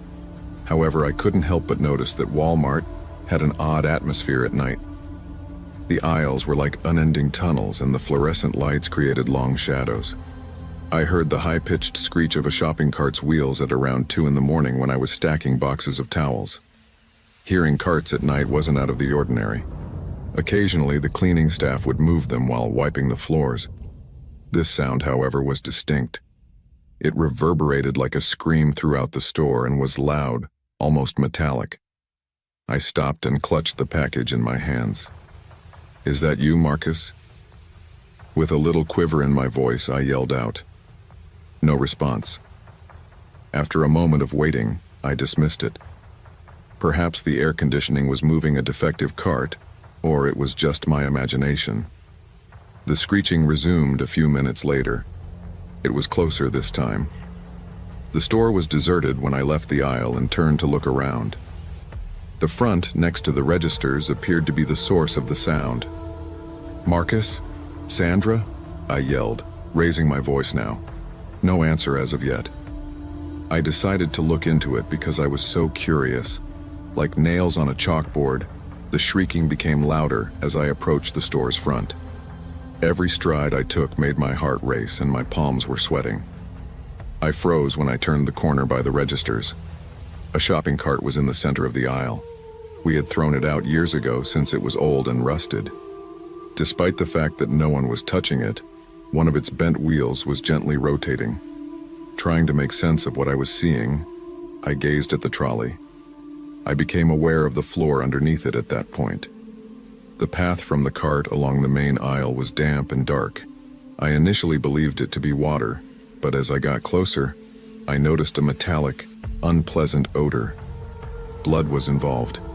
I almost tripped over my own feet as I staggered back, my stomach churning. "What the devil?" Under my breath, I whispered. "Marcus, Sandra, come on over here." Panic swelling in my chest, I screamed. Footsteps rang out from the rear of the shop and Marcus emerged, his expression irritated. "Dude, what's up with you?" With trembling palms, I gestured toward the cart and the blood path. "Can you see that?" Marcus narrowed his eyes, his face changing from annoyance to perplexity. "What the devil?" The cart gave a loud, deafening shriek before Marcus could continue. When the cart's wheels started to move by themselves, we both leaped back. After rolling slowly at first, it accelerated and made its way directly to the produce area. "Is this a joke of some sort?" Marcus questioned in a faltering voice. "Do I appear to be kidding?" I yelled. Behind us, Sandra showed up with a pallid face. "What's happening? Why are you all shouting?" The cart had now stopped close to the fruit displays, and I gestured to it. When Sandra saw the blood trail, her eyes grew wide. "Is that blood?" she muttered. The cart screamed louder than ever before we could respond. The music, which seemed to be emanating from inside my skull, was nearly intolerable. Sandra let out a scream when the cart started to move once more, turning erratically as though it were alive. It crashed into an apple display, knocking the apples to the ground. "All right, this is no longer amusing," Sandra yelled as she retreated. "This is not what we did," I shouted back. As the cart rolled toward the frozen food aisle, the three of us crouched together and watched in dread. Its wheels spun in place as it abruptly halted. There was silence for a minute. The lights then started to flicker. Something odd about the cart caught my attention as the lights flickered on and off. It appeared as though the metal frame was melting as it warped and bent. Then I noticed a face. It was there, but it was dim, like a reflection in murky water. Its mouth was twisted into a hideous scream, and pale, empty eyes gazed out from the cart. "What on earth is that?" Marcus shouted and drew Sandra and me away. With every flicker of the lights, the face appeared to follow us, its expression becoming more contorted. Sandra's voice wavered as she stated, "We have to leave this place." The cart wasn't finished with us, so we turned and sprinted in the direction of the back exit. It started rolling after us and let out a loud shriek that reverberated throughout the store. As though somebody were pushing it, it moved more quickly than it ought to have. The trail of blood it left behind had thickened and was now leaking like a faucet onto the floor. "Go." I grabbed Sandra's arm and yelled. Avoiding shelves and displays, we ran down the main aisle. Unrelenting, the cart smashed into racks and strewn things all over the place. After storming into the storage area, we slammed the door shut. Marcus attempted to hold the door closed by jamming a metal rod into the doorknob. There was silence for a while. Then, louder and more frantic, the screeching began once more. On the opposite side, the cart repeatedly slammed into the door. "How do we proceed?" Sandra's question was hardly audible above a whisper. I had nothing to say. In an attempt to make sense of the impossibility, my mind was racing. The cart rolled into the storage area when the door finally gave way. With its wheels whirling frantically, it came to a rest in the middle. The face remained, observing us. The reason I grabbed a fire extinguisher and threw it at the cart is beyond me. The cart fell over when the extinguisher clanged loudly. Everything was silent for a while. The wagon then made a last excruciating shriek and fell into a pile of corroded metal as the lights flickered one last time. The following morning, we attempted to explain the situation to the store manager. They didn't believe us, of course. The cart was a damaged, ordinary piece of machinery, and the blood trail was gone. But what I observed is known to me. I still experience a shiver of terror whenever I pass a shopping cart. I swear that I occasionally hear the same shrieking sound reverberating in my head late at night, and I'm wondering if it was truly over, or does the yelling cart remain in the world, anticipating its next victim?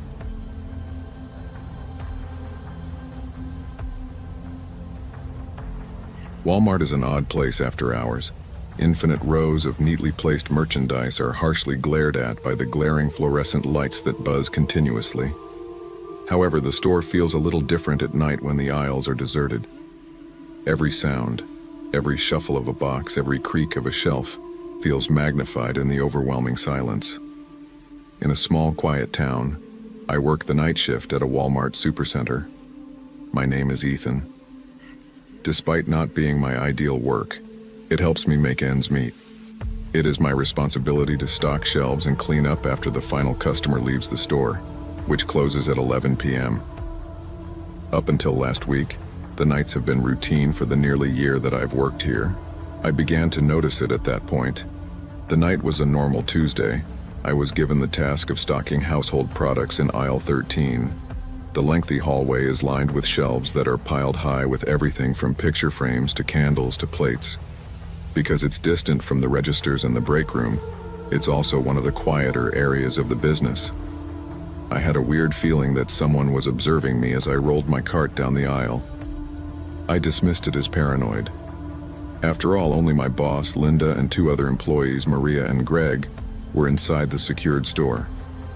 I couldn't get rid of the feeling, though. I noticed the darkness at that moment. Just out of my line of sight, it scurried across the far end of the aisle.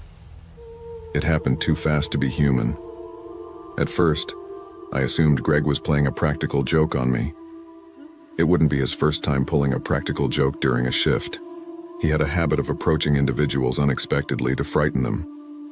"Very funny, Greg," I yelled, my voice resonating through the deserted shop. No answer. After getting out of my cart, I went to the end of the aisle and looked around the corner. There was nobody in the next aisle. The next one was the same. The only sound in the store was the distant buzz of the lights. I dismissed it and went back to work. However, the sense of being watched intensified as the night wore on. I was put back in aisle 13 the following evening. After what I had gone through the previous evening, I wasn't really excited about it, but I assumed it was all in my head. I heard it, a faint whisper, about 1 hour into my shift. I initially believed that the person speaking in the next aisle was either Maria or Linda. However, upon closer listening, I discovered that the sound was not emanating from my immediate vicinity. It was so faint that it seemed to be coming from above me. I went cold. I was chilled by the incomprehensible whisper, a low, raspy mumbling. My eyes darted between the shelves and the ceiling as I walked down the aisle, my heart pounding. Nothing. "Hey?" I yelled, my voice faltering. No answer. I attempted to persuade myself that it was either the store's strange acoustics or the air conditioning. But I knew in my heart that it wasn't. I felt tense by the 3rd night. I hadn't shared my experience with anyone. Linda would probably tell me to move on, and Greg would just chuckle. The whispers began almost immediately that night. Just 20 minutes into my shift, I heard them once more. Low, guttural, and eerie. I didn't call out this time. In an attempt to concentrate on my work, I snatched up my cart and pushed it to the next aisle. However, the murmurs trailed after me. Then I noticed it. There was a figure standing motionless at the far end of the aisle. It had a shadowed face and long, gangly limbs, and it was towering, unnaturally tall. Its body was so dark that it nearly blended into the weak light at the aisle's border. I was frozen for a second. I had trouble processing what I was witnessing. "Who's there?" I was able to choke out at last. The figure remained still. At least I believe it was staring at me while it stood there. It had a face devoid of features, a blackness that seemed to absorb the light. With my heart racing, I slowly retreated. I blinked, and the figure vanished.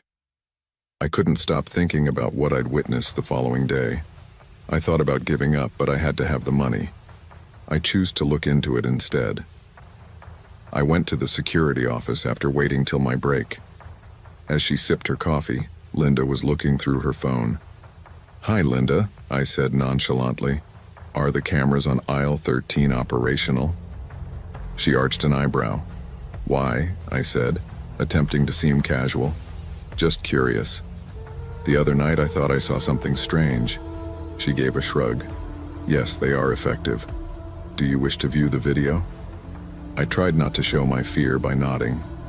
Linda quickly jumped to my shift after pulling up the tape from the night before. Everything appeared normal at first. I was seen on camera wheeling my cart, roving the aisles and replenishing shelves.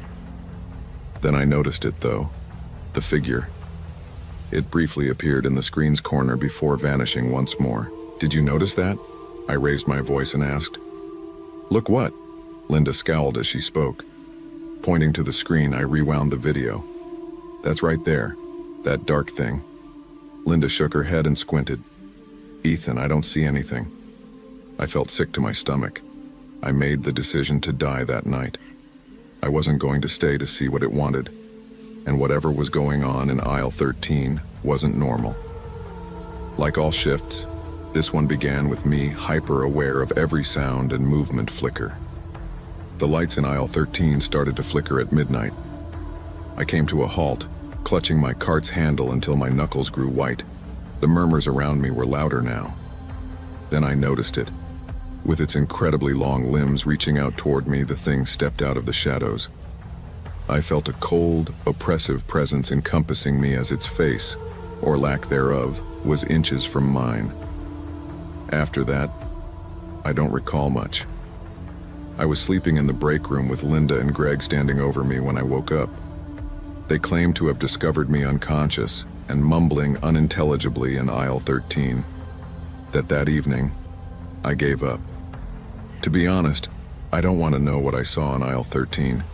I just know that Walmart isn't a place for the living at night. Stay clear of the shadows and keep your eyes alert if you ever find yourself working the night shift. You can never be sure what could be hiding there.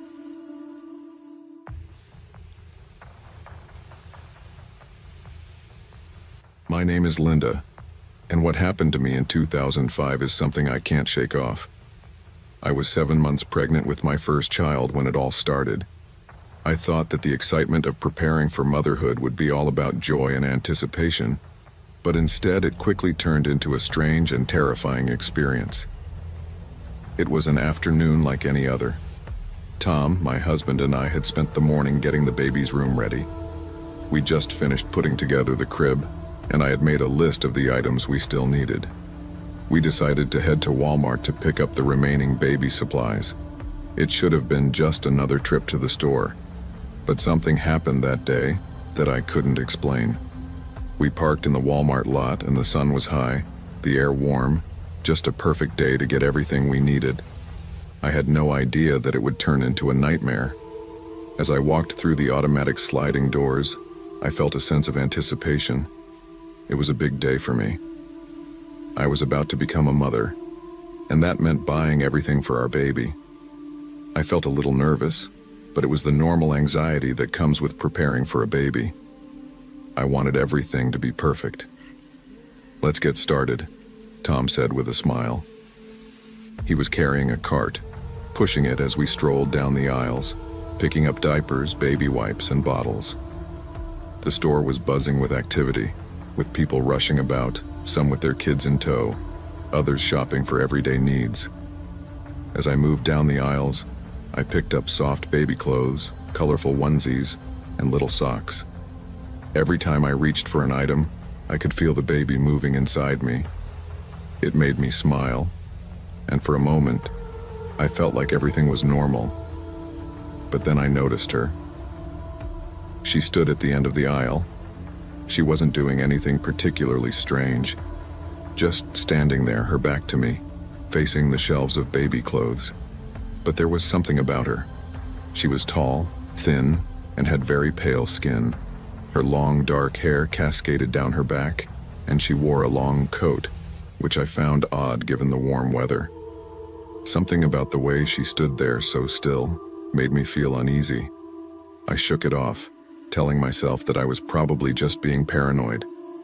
Pregnancy hormones can make anyone feel anxious, I thought. But as I grabbed a set of onesies from the shelf, I felt her gaze on me. I turned my head quickly, and sure enough, she was staring at me. Not just glancing, but watching me with an intense focus that made my heart race. I froze. My eyes met hers, and for a moment, it felt like time stopped. She didn't smile, didn't blink, didn't move a muscle. Her gaze was piercing, like she was studying me. I quickly turned my attention back to the baby clothes, trying to pretend like I hadn't seen her. When I looked again, she was still there, standing in the same spot, staring. My pulse quickened. I felt a strange wave of discomfort wash over me. I continued walking down the aisle, hoping she would leave, hoping that I could escape her stare. But no matter where I went, I had the feeling that she was always nearby. I felt like her eyes were glued to me, following my every move. The hairs on the back of my neck stood up and my palms began to sweat. Trying to focus on the task at hand, I picked out more clothes for the baby, but I couldn't stop thinking about the woman. Every time I turned around, I felt her presence, and it sent chills down my spine. I decided to move to a different aisle, hoping the change of scenery would make me feel better. But as I walked, I couldn't shake the feeling that I wasn't alone. I glanced over my shoulder and saw her again, this time standing at the far end of the aisle. My heart raced and I felt my stomach twist into knots. I quickly picked up the pace, not wanting to be anywhere near her. But as I turned into another aisle, there she was again, standing right in front of me. I didn't know what to do. I had to get away from her. Just then she spoke. Her voice was soft, almost too soft to hear over the noise of the store, but it was clear and direct. "Can I help you with something?" she asked. Her words caught me off guard. I didn't know how to respond. I felt trapped. There was something in her voice that made my skin crawl. It wasn't just a polite question, it was a command, like she was expecting me to answer. "No, thank you," I replied, trying to sound calm. My voice shook slightly and I could feel my heart pounding in my chest. I didn't know why I was so scared. She was just a woman, after all. But she didn't move. She didn't walk away. She just stood there, staring at me. Her eyes never left mine, and her expression remained blank, almost robotic. I could feel my anxiety building, and I took a step back, my mind racing. What was going on? I quickly turned around and hurried down the next aisle, my breath coming faster now. I wanted to get out of the store, but I didn't want to panic in front of everyone. I kept looking over my shoulder, expecting her to be right behind me. But when I looked again, she was gone. I sighed in relief, but the feeling of dread didn't disappear. I couldn't stop thinking about her. What was her deal? Why did she make me feel so uncomfortable? I finished my shopping, but the whole time, I felt like someone was watching me. I couldn't shake the feeling. As I walked to the checkout, I looked around, half expecting to see her standing in one of the aisles, waiting for me. When I met Tom at the checkout, I didn't mention the woman. I didn't want to worry him. I tried to convince myself that it was just a weird coincidence, that I was imagining things. After all, pregnant women can get emotional, right? But deep down, I knew it wasn't just my imagination. That night, after we'd unpacked the groceries and settled in for the evening, I told Tom about what happened. I needed to get it off my chest. "Tom, I saw someone today at Walmart. There was this woman, and she kept staring at me. She was so strange." Tom raised an eyebrow. "What do you mean strange?" "She was just standing there, staring at me. And when I looked at her, she didn't look away. It felt like she was watching me on purpose, like she knew me. I shuddered just thinking about it. Tom was quiet for a moment. I didn't notice anyone, but now that you mention it, I thought I saw someone following us around. She was always just there, in the background. It was like she was waiting for us to leave or something, but I didn't want to say anything and make you more anxious. I felt my heart skip a beat. You saw her too? Tom nodded. I didn't think it was anything, but now that you mention it, yeah, it was odd. I couldn't believe it. Tom, who had been with me the whole time, had noticed the same woman. We both had the same unsettling feeling. But who was she? What did she want? Why did she keep watching me? The next day, I decided I had to go back to Walmart to get a few more items. I tried to convince myself that I was being paranoid, that there was nothing to worry about. But deep down, I knew something wasn't right.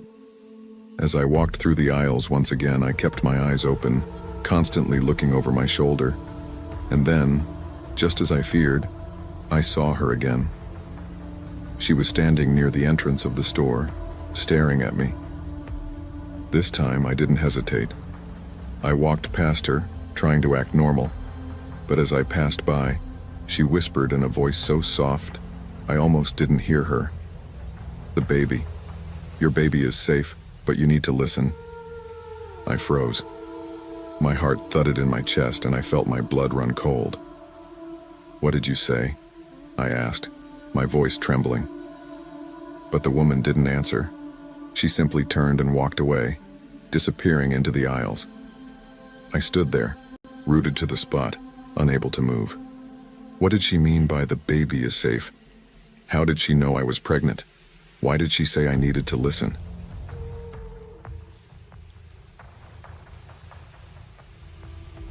It was a regular Wednesday evening when my friend Sarah and I decided to visit Walmart. We didn't have anything special planned, just a usual trip to pick up some groceries and household items.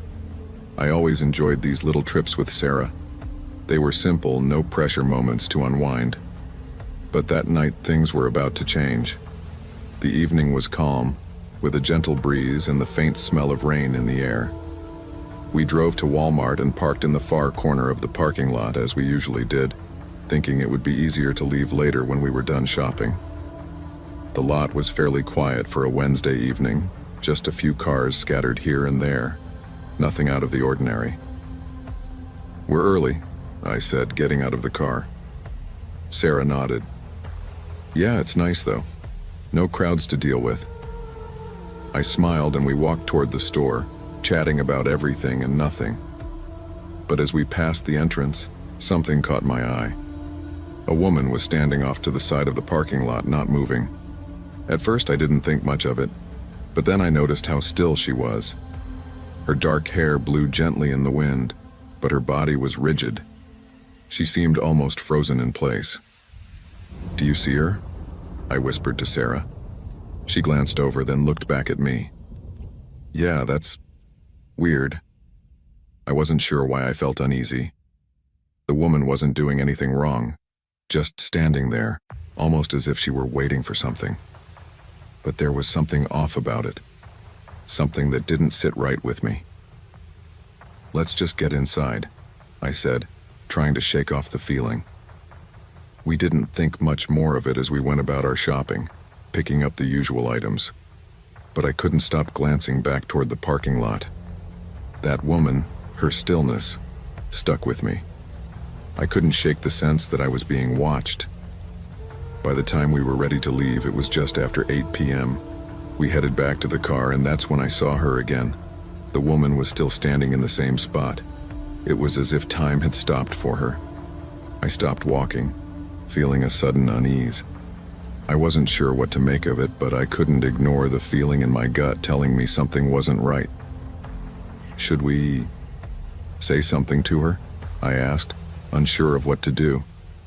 Sarah shrugged. "I don't know. She looks lost, I guess."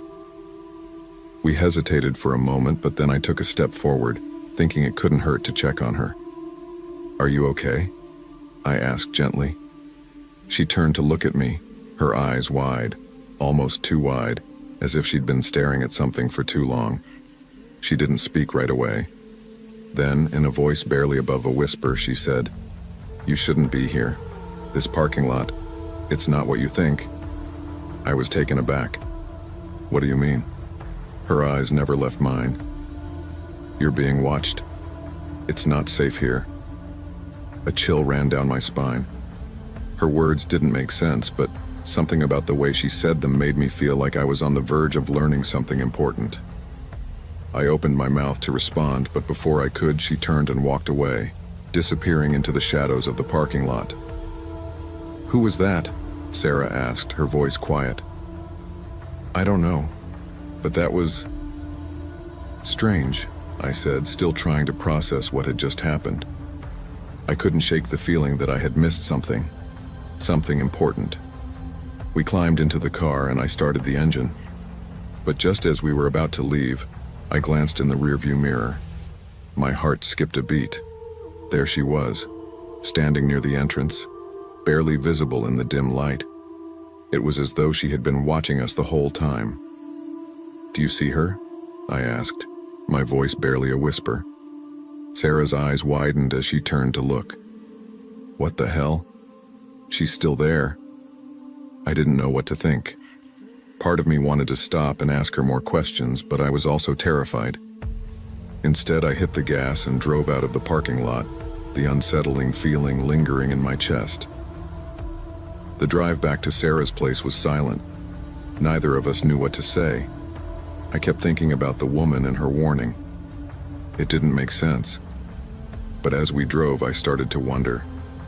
Had I imagined the whole thing? Had she just been some random woman? Or was there something more to it? When I got home that night, I tried to brush it off. But as I lay in bed, her words kept echoing in my mind. "You're being watched." My heart pounded every time I thought about it. The next day, I couldn't stop thinking about the woman. I did some research online, hoping to find something, anything, that would explain what had happened. I didn't know exactly what I was looking for, but I needed to make sense of the strange encounter. That's when I found it. A local news article from years ago caught my eye. It was about a woman who had died in a car accident in the Walmart parking lot. The article didn't have many details, but it mentioned that her death had been ruled an accident. However, there were rumors of something darker, something paranormal that had haunted the area ever since. I couldn't believe what I was reading. Could this be why the woman had warned me?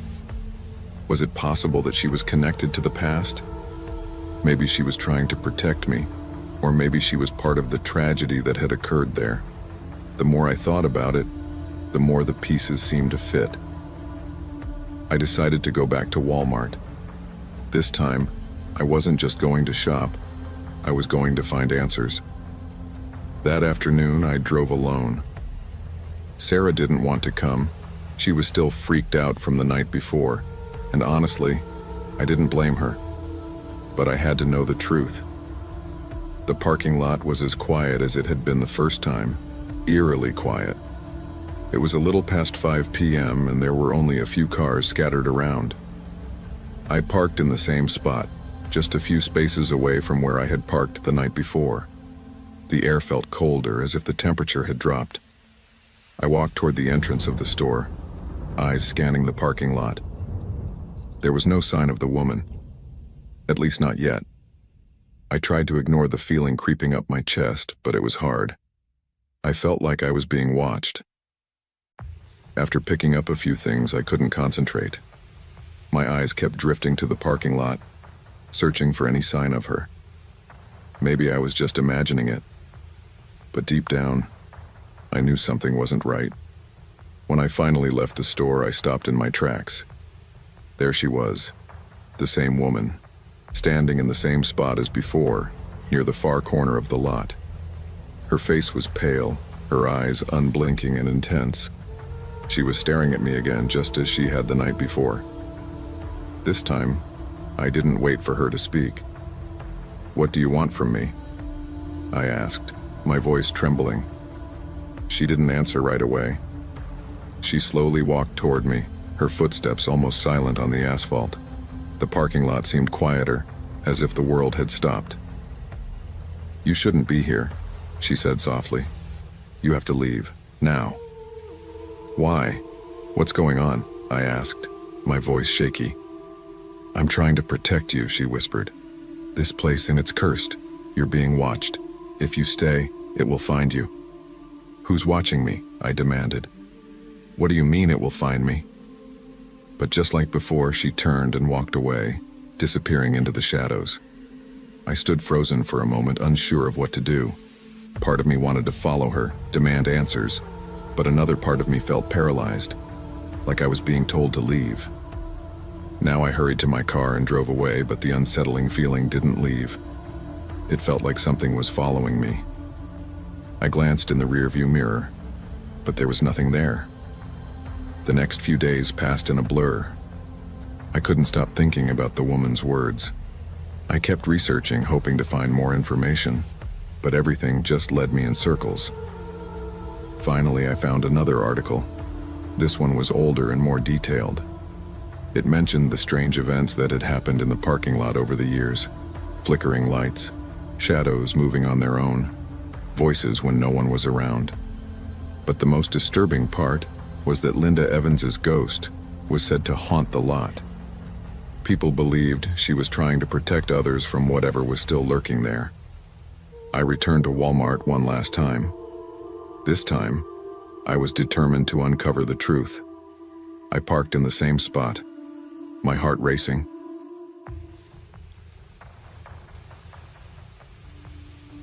I've worked the night shift at Walmart for 3 years now. Night shifts suit me. The quiet, the slow pace, it's all very predictable. On most nights, I grab my coffee, clock in at 10 p.m., and spend the hours restocking shelves while the janitors hum their tunes and polish the floors.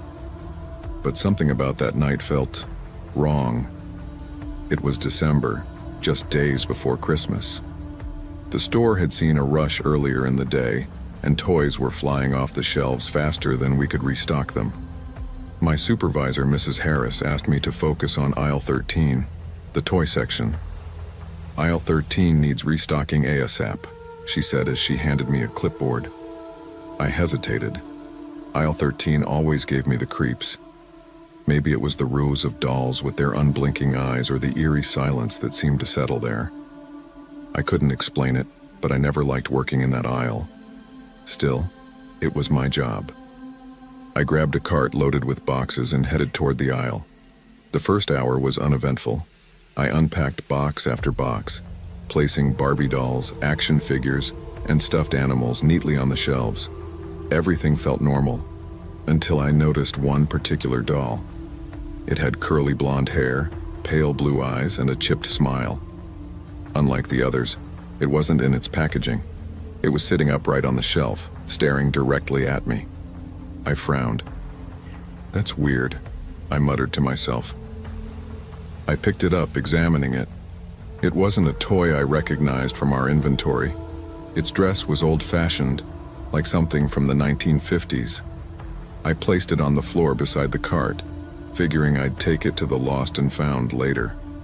As I turned back to continue my work, a soft thud echoed behind me. I turned around, and there it was. The doll was back on the shelf, sitting upright, staring at me with that same chipped smile. My heart skipped a beat. "Okay, someone's messing with me," I said aloud, though the aisle was empty. I brushed it off as a prank. Maybe one of the other employees was bored and trying to spook me. But as the night went on, things got stranger. Every time I turned away, the doll seemed to move. First it was on the shelf. Then it was on the floor. Once, I found it perched on top of a box I hadn't even unpacked yet. "Very funny, guys," I called out, trying to sound more confident than I felt. Silence. That's when I heard it, a faint giggle. It was soft, like a child's laughter, but it sent chills down my spine. I spun around, but the aisle was empty. The doll was now sitting at the end of the aisle, its head tilted slightly to one side. I grabbed my radio. "Hey, Mrs. Harris, is anyone else on the floor right now?" Her voice crackled through the static. "Nope, just you and the janitor." "Why?" I didn't answer. My hands were shaking as I shoved the doll into a box and pushed it aside. "Stay there," I muttered, as if talking to it would make a difference. By midnight, I was ready to call it quits. I'd finished unpacking most of the toys, but the eerie feeling wouldn't go away. I decided to head to the break room for some coffee. As I stepped away, I froze. On the floor, right where I'd left the doll, were words scrawled in red crayon, "Play with me." My breath hitched. I looked around, but no one was there. The aisle was empty except for the doll, which was now sitting upright in the middle of the writing. I backed away, nearly tripping over my own feet. This couldn't be real. It had to be a prank. Maybe someone was messing with me, but how? I grabbed my radio again. "Mrs. Harris, can you check the security cameras in aisle 13? There was a pause. "Cameras in aisle 13 aren't working tonight. Something's wrong with the feed." "Why, what's going on?" I didn't know how to answer. "Nothing, just thought I saw something." Determined to finish my shift, I returned to aisle 13. The words on the floor were gone and the doll was back on the shelf. I tried to convince myself it was all in my head. Maybe I was overtired. But then the lights flickered. For a brief moment, the aisle was plunged into darkness. When the lights came back, the doll wasn't on the shelf anymore. It was standing. Not lying, not sitting. Standing as if balancing on its tiny legs. Its chipped smile seemed wider now, its eyes more lifelike. "Okay, that's enough," I whispered, my voice trembling. I reached out to grab it, but the moment my fingers brushed its dress, I felt a searing pain shoot through my hand. I yanked it back, staring in disbelief as a red welt formed on my palm, like I'd been burned. I didn't think. I ran. Boxes toppled over as I sprinted down the aisle, my heart pounding in my chest. I didn't stop until I reached the break room. I slammed the door shut and locked it behind me, my breath coming in short, ragged gasps. The janitor, an older man named Joe, looked up from his crossword puzzle. "You okay, kid?" "There's something in aisle 13, I stammered. He raised an eyebrow. "What do you mean?" Before I could explain, the lights in the break room flickered. A chill ran down my spine as a familiar sound echoed through the store, a soft, high-pitched giggle. Joe frowned. "You hear that?" I nodded, my eyes wide. He stood, grabbing his mop. "Stay here. I'll check it out." "No!" I grabbed his arm. "Don't go back there." But he shook me off. "Relax. It's probably just a loose speaker or something." I watched helplessly as he left the room. Minutes passed, then 10, then 20. Joe didn't come back. I couldn't leave him. Taking a deep breath, I grabbed a flashlight and stepped into the darkened store. The aisles were eerily quiet, the only sound the faint buzz of the flickering lights. When I reached aisle 13, I stopped dead in my tracks. Joe was lying on the floor unconscious with the doll sitting on his chest. Its smile was gone, replaced by a gaping, toothy grin. I wanted to run, but my legs wouldn't move. The doll turned its head toward me, its blue eyes locking onto mine. "Stay," it whispered. I don't remember much after that. Somehow I managed to grab Joe and drag him to safety. When the paramedics arrived, they said he'd had a heart attack. I didn't tell them about the doll. Who would believe me? I quit my job the next day. Sometimes I wonder if it was all just a bad dream, a hallucination brought on by stress and exhaustion. But then I remember the welt on my hand, the giggle that still haunts my nightmares, and the doll's lifeless eyes watching me as I walked out of the store for the last time. And I know it was real.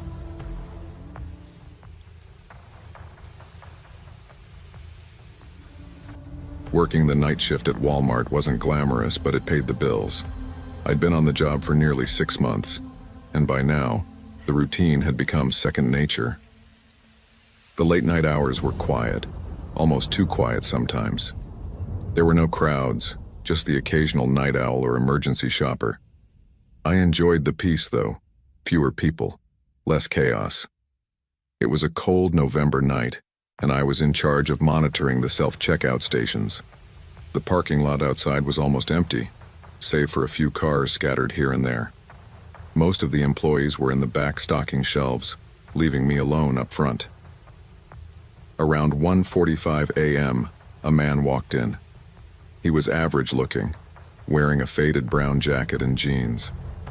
He didn't seem out of place, but something about the way he moved caught my attention. He walked slowly, almost cautiously, as if he were unsure about entering.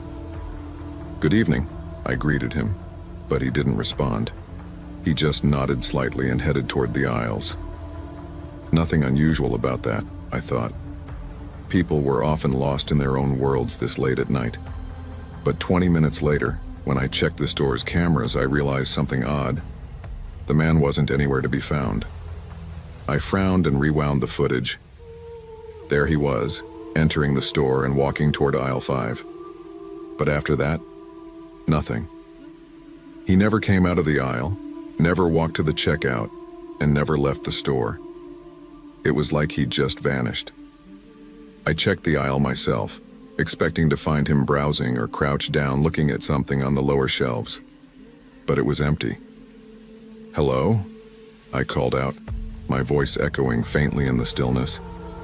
No answer. I told myself he must have left while I wasn't paying attention, maybe slipping out through an emergency exit. It wasn't unheard of for people to sneak out that way. Still, I couldn't shake the unease that crept up my spine. As the hours ticked by, I pushed the incident to the back of my mind. But then it happened again. It was around 3 a.m. when a young woman came in.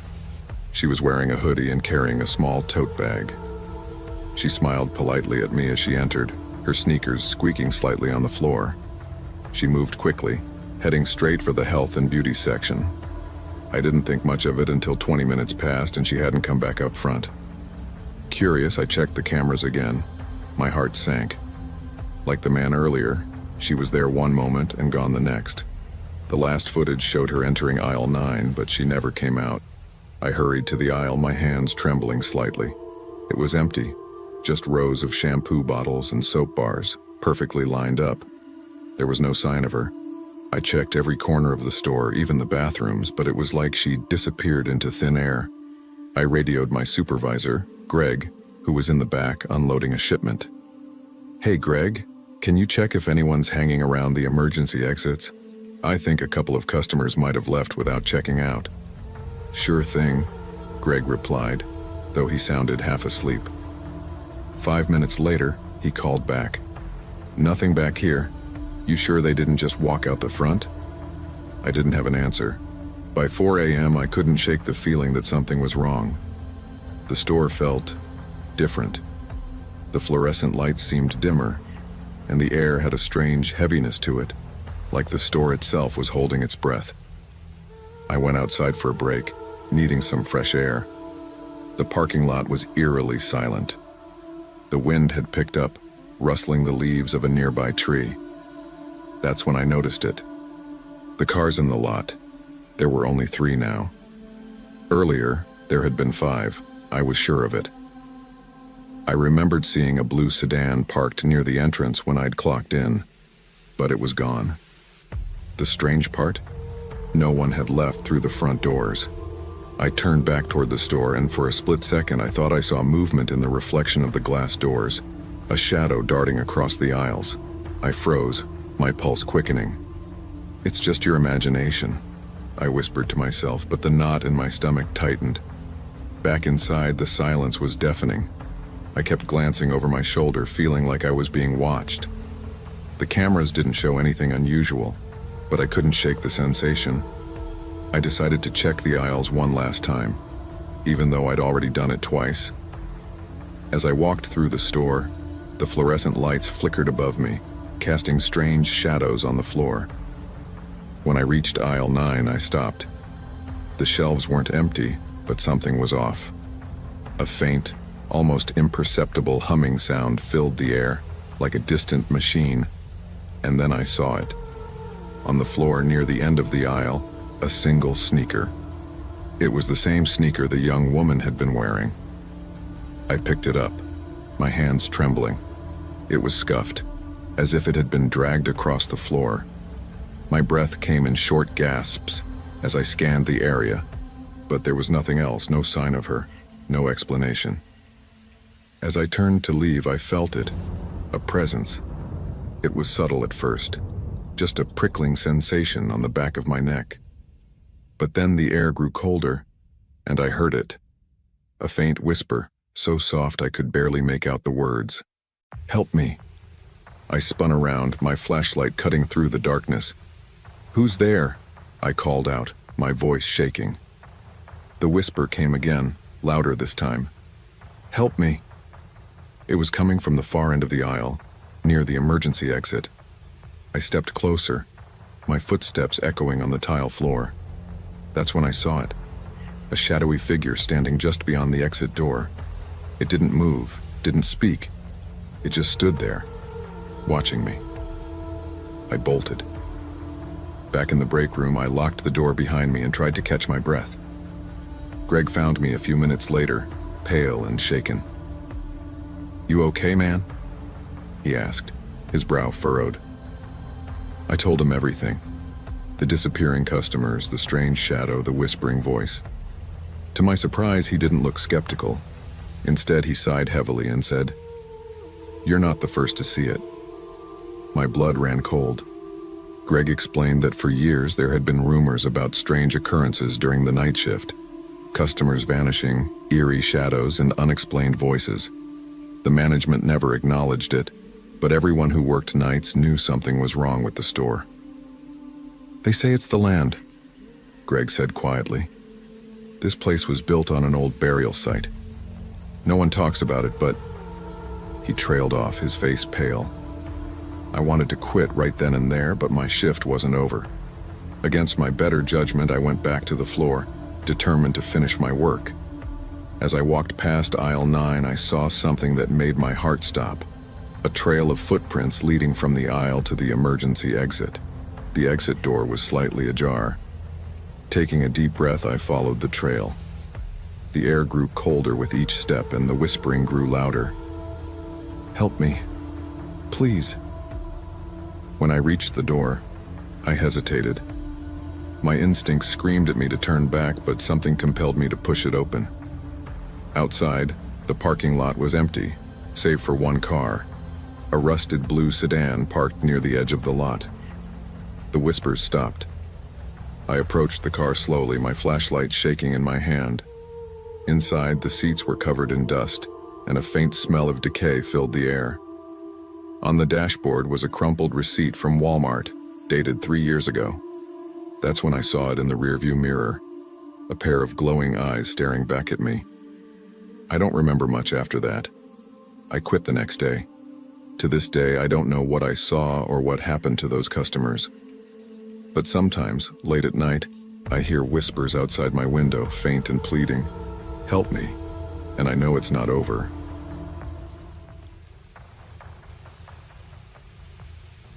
It was a typical Saturday night around 10 p.m. I had run out of a few household items and decided to make a quick trip to Walmart. The store is about 15 minutes from my house, so I usually stop by whenever I need something. That night, I didn't expect anything unusual, just another ordinary shopping trip. When I arrived, the parking lot was relatively full but not too crowded. I parked my car near the entrance and grabbed a cart. As I entered the store, the usual buzz of weekend shoppers filled the air as families and individuals moved from one aisle to the next. Nothing seemed out of the ordinary. I made my way to the grocery section first, picking up some milk and bread. I wasn't in a hurry, so I casually strolled through the aisles, grabbing whatever caught my eye. After about 10 minutes, I found myself in the cereal aisle. That's when I noticed something strange. At the far end of the aisle stood a woman. She was dressed in a faded black hoodie with the hood pulled up, covering most of her face. She stood there, still, staring at the shelves. Something about her posture felt off, like she wasn't really looking at the products, but just standing there watching. I brushed off the feeling, thinking she might just be taking her time to choose something. I continued down the aisle, moving toward her to grab a box of cereal. As I got closer, I noticed she wasn't looking at the shelves at all. She was standing there motionless, her head slightly turned toward me. Her face was hidden in the shadows of the hood, but I could feel her eyes on me. I stopped for a moment, unsure of what to do. Was she just being odd? Or was there something else? A feeling of unease crept up my spine, and I quickly grabbed the cereal box, avoiding eye contact. As I turned to leave the aisle, I glanced back to see if she had moved. She hadn't. She was still standing there, staring in my direction. My heart skipped a beat, and I hurried out of the aisle, trying to shake off the weird encounter. I continued shopping, moving to the home goods section to pick up some cleaning supplies. The uneasy feeling hadn't left me, but I told myself I was being paranoid. It was probably just some weird shopper, nothing more. After grabbing the cleaning items, I headed to the back of the store where the electronics section was. I wanted to check out some headphones. As I browsed through the different brands, I caught a glimpse of someone standing at the end of the aisle. It was the woman in the black hoodie. She was still standing there, completely still, her head slightly tilted toward me. The same strange, unsettling feeling washed over me. I pretended not to notice her, trying to focus on the headphones in front of me, but my mind kept drifting back to her presence. I moved quickly, grabbing the first pair of headphones I saw and heading toward the checkout lanes. My stomach churned with anxiety as I walked faster. I kept telling myself she wasn't following me. There were plenty of people in the store, after all. It wasn't like I was alone. But as I made my way to the front of the store, I looked over my shoulder. There she was again, standing at the edge of the aisle near the cash registers. I froze for a second, trying to figure out if this was some sort of prank, but no one else seemed to notice her. She was just there. The hairs on the back of my neck stood up, and I quickly moved to the self-checkout section. My hands were shaking as I scanned my items, constantly glancing around to see if she had followed me. But she wasn't there anymore. The space behind me was clear, and the woman in the hoodie was nowhere to be seen. I felt a wave of relief as I finished scanning my items. Maybe she had left, or maybe it was just a strange coincidence. I paid for my things, grabbed my bags, and made my way toward the exit. As I pushed the cart out of the store and into the parking lot, I scanned the rows of cars. The moon was beginning to rise, casting long shadows across the pavement. My car was parked near the back, where it was a bit quieter. I walked briskly, eager to get home and put this unsettling experience behind me. But just as I approached my car, I saw her again. The woman in the black hoodie was standing beside my car, her back turned to me. My breath caught in my throat as I stopped in my tracks. How did she know which car was mine? Was she waiting for me? My mind raced with questions as I stood there, frozen. For a moment, I considered turning around and going back into the store to ask for help, but something about the way she was standing made me think she wasn't just another shopper. There was something more sinister about her presence. I took a deep breath and decided to approach. As I moved closer, she didn't budge. She just stood there, still as a statue.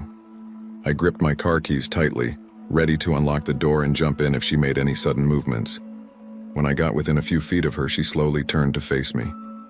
Her face was pale, almost sickly white, with deep, hollow eyes that stared straight into mine. Her lips were cracked, and her expression was blank, emotionless. I froze, unable to look away. For what felt like an eternity, we stood there, locked in a silent stare. My heart pounded in my chest, and I could feel the blood rushing to my ears. I didn't know what to do. Run, scream, ask her what she wanted. Before I could make a decision, she stepped closer, her cold, lifeless eyes never leaving mine. My instincts kicked in, and I quickly sidestepped her, unlocking my car and jumping inside. I slammed the door shut, locking it immediately. Through the window, I watched as she stood there, unmoving, just inches from the car. Her face was still blank, her eyes still fixed on me. I fumbled for the ignition, my hand shaking as I started the engine. Without looking back, I pulled out of the parking lot and sped away, my heart racing. As I drove home, I kept checking my rearview mirror, half expecting to see her sitting in the back seat. But she was gone. To this day, I don't know who or what that woman was, but I haven't been back to that Walmart since. And every time I park my car, I make sure to check the shadows around me. When I was 20, I started working at a 24-hour Walmart in a small, sleepy town.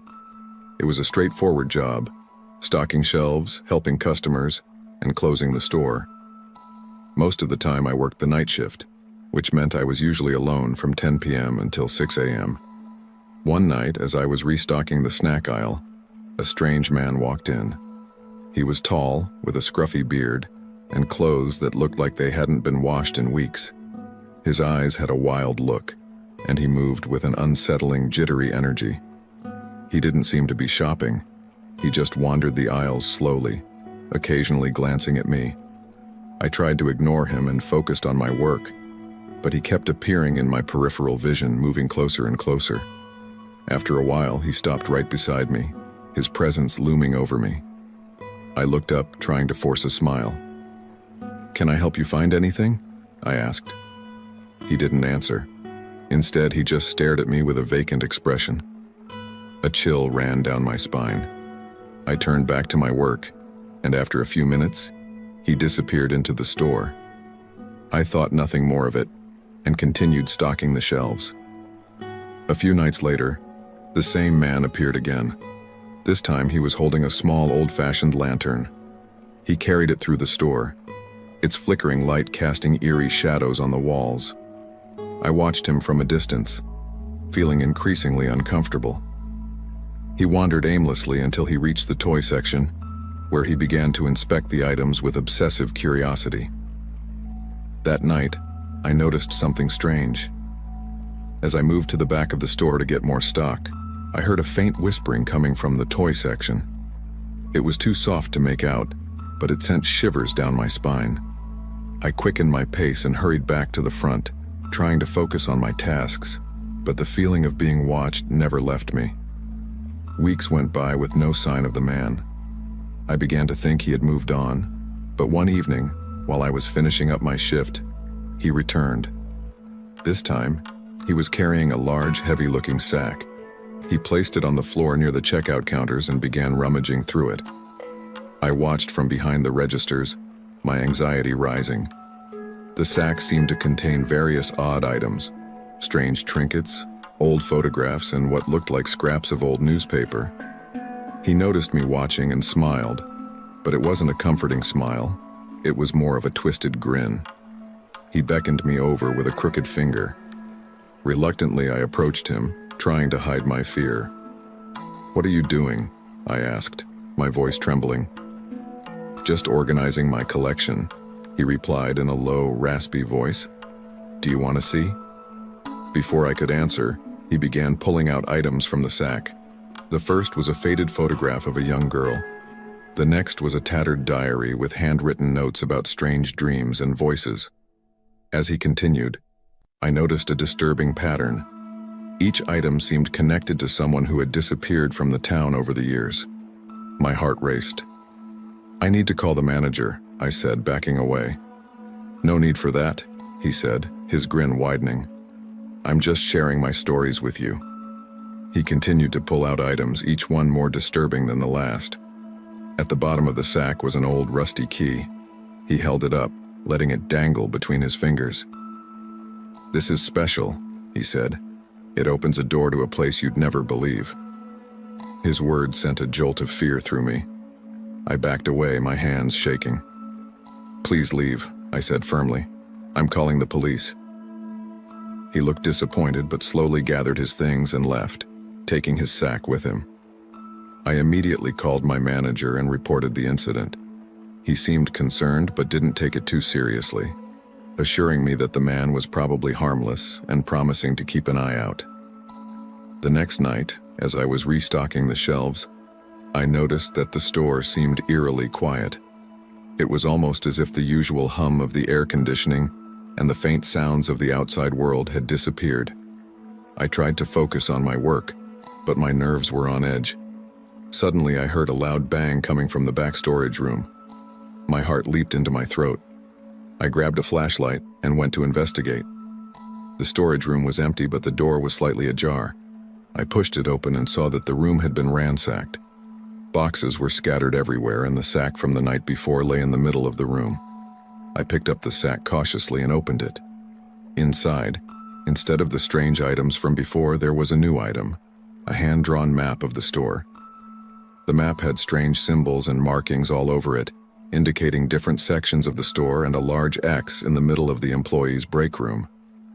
A surge of panic washed over me. Taking a deep breath, I decided to check the break room. When I entered, the room looked completely normal, except for a small, locked door that I had never noticed before. The key from the sack fit perfectly into the lock. With trembling hands, I turned it and the door creaked open, revealing a dark, narrow staircase leading down into the depths of the store. The air was thick with dust and a faint, musty smell. I shone my flashlight down the stairs, but the darkness swallowed the light almost immediately. Without thinking, I turned and ran back to the front of the store, my heart pounding.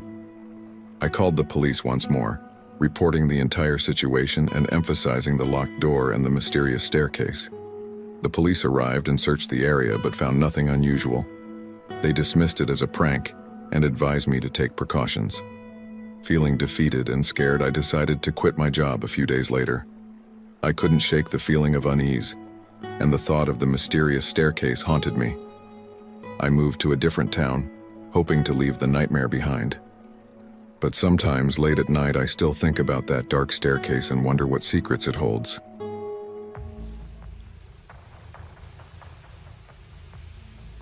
I had always thought of Walmart as a safe place. After all, it was open 24/7, and even during the graveyard shift, there were always employees around. But after what happened to me one fateful night, that illusion shattered forever. It was a few years ago during the winter. I was working the night shift at a small tech company in the middle of nowhere. My job was routine, nothing fancy, mostly data entry and filing reports. The pay wasn't great, but it was steady. I had finished my tasks early that night, so I figured I'd head out to Walmart to grab some groceries and maybe a few Christmas presents. It was close to 3 a.m. when I pulled into the parking lot. The air was crisp and cold, and frost covered the windshields of the few cars parked outside. I tightened my jacket and hurried inside. The store was mostly empty, as you'd expect at that hour. A couple of late-night shoppers browsed the aisles, and a single cashier stood at her register, scrolling through her phone. I grabbed a cart and made my way to the grocery section, figuring I'd get some basics first before heading to the electronics aisle to pick up a gift for my nephew. As I wandered down the frozen foods aisle, I noticed something strange. A man, tall and gaunt, was standing at the end of the aisle, staring directly at me. His face was pale, almost sickly, and his eyes were dark, sunken pits. He was dressed in a thick winter coat, much too heavy for the mild weather outside. I felt a shiver run down my spine, but I quickly brushed it off. People come in all shapes and sizes after all. Maybe he was just cold-natured. I continued shopping, trying to ignore the uneasy feeling creeping up my neck. But every time I glanced over my shoulder, I saw him. He wasn't always in the same place, but he was never far. Sometimes he stood at the end of an aisle, sometimes near the shelves, but he always seemed to be watching me, his dark eyes never leaving my figure. I decided to speed up my shopping, suddenly feeling the urge to leave as soon as possible. I made my way to the electronics section and grabbed a game console for my nephew. As I turned to head back to the front of the store, I saw 2 more men, both dressed similarly in heavy winter coats, standing near the toy section. They too were watching me. My heart started to race. Something was definitely wrong. The way they stood, their pale faces and hollow eyes, their eerie stillness, it all felt unnatural. I pushed my cart toward the checkout, my eyes darting between the 3 men, hoping they wouldn't follow. But as I passed them, I saw all 3 slowly begin to move, trailing me from a distance. I reached the front of the store and quickly unloaded my cart onto the conveyor belt. The cashier, a young woman in her early 20s, barely looked up from her phone as she scanned my items. I wanted to say something, ask for help, but I couldn't bring myself to do it. I didn't want to sound paranoid, and besides, what could she do? They hadn't done anything yet. "Is everything okay?" the cashier finally asked, glancing up as she bagged my groceries. I forced a smile. "Yeah, just in a hurry." I paid for my things and quickly grabbed my bags. The men were still there, lingering by the entrance, their eyes locked on me. I hesitated for a moment, wondering if I should ask the cashier to call security, but I didn't want to cause a scene. I took a deep breath and headed for the exit. As soon as I stepped outside, the cold air hit me like a slap. The parking lot was eerily quiet, the streetlights casting long, distorted shadows on the ground. My car was parked near the far end of the lot, away from the other vehicles. I quickened my pace, my heart pounding in my chest. Every few seconds, I glanced over my shoulder, and sure enough, the men were following me, their movements slow but deliberate.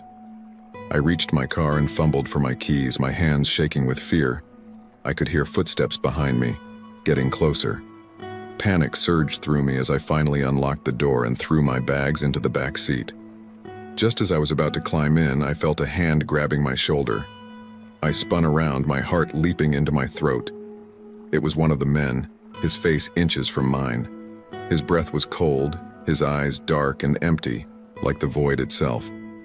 He smiled, a slow, sinister smile that sent a wave of terror through me. "Leaving so soon?" he asked, his voice low and raspy. I didn't respond. Instead, I yanked my arm free and scrambled into the driver's seat, slamming the door shut and locking it just as the other two men reached my car. They surrounded the vehicle, their pale faces pressed against the windows, their breath fogging the glass. I started the engine, my hands shaking so badly I could barely grip the steering wheel. The men didn't move.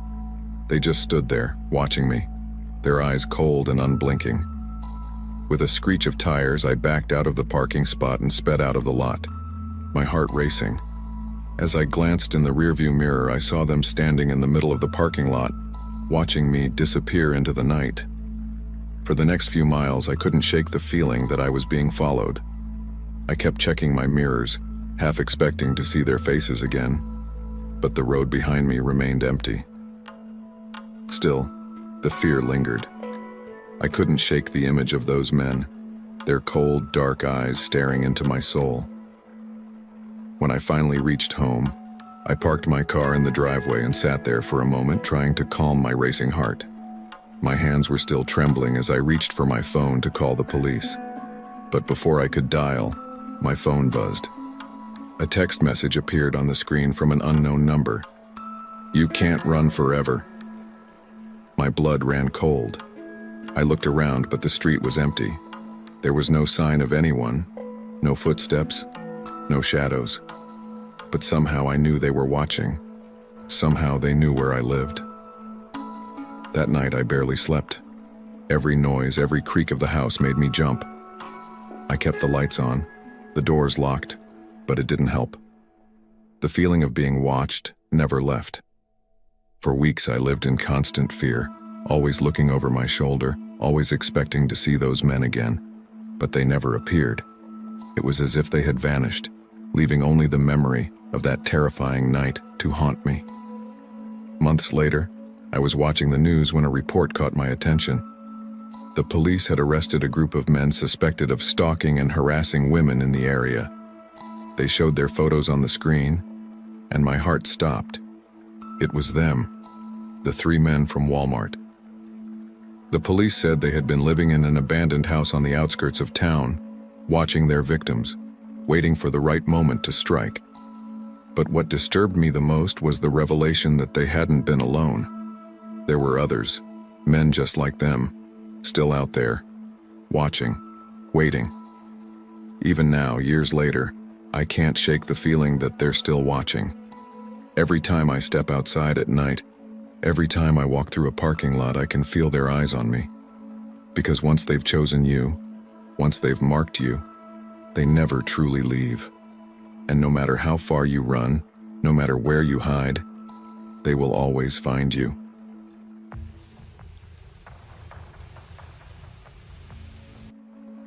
It was just another late-night grocery run. I'd had a grueling day at work and was exhausted, but I needed to pick up a few essentials.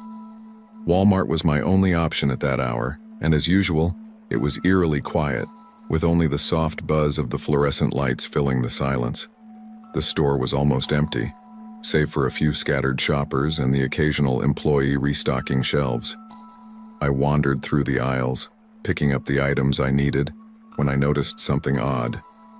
At the end of the electronics aisle, I saw a woman standing alone.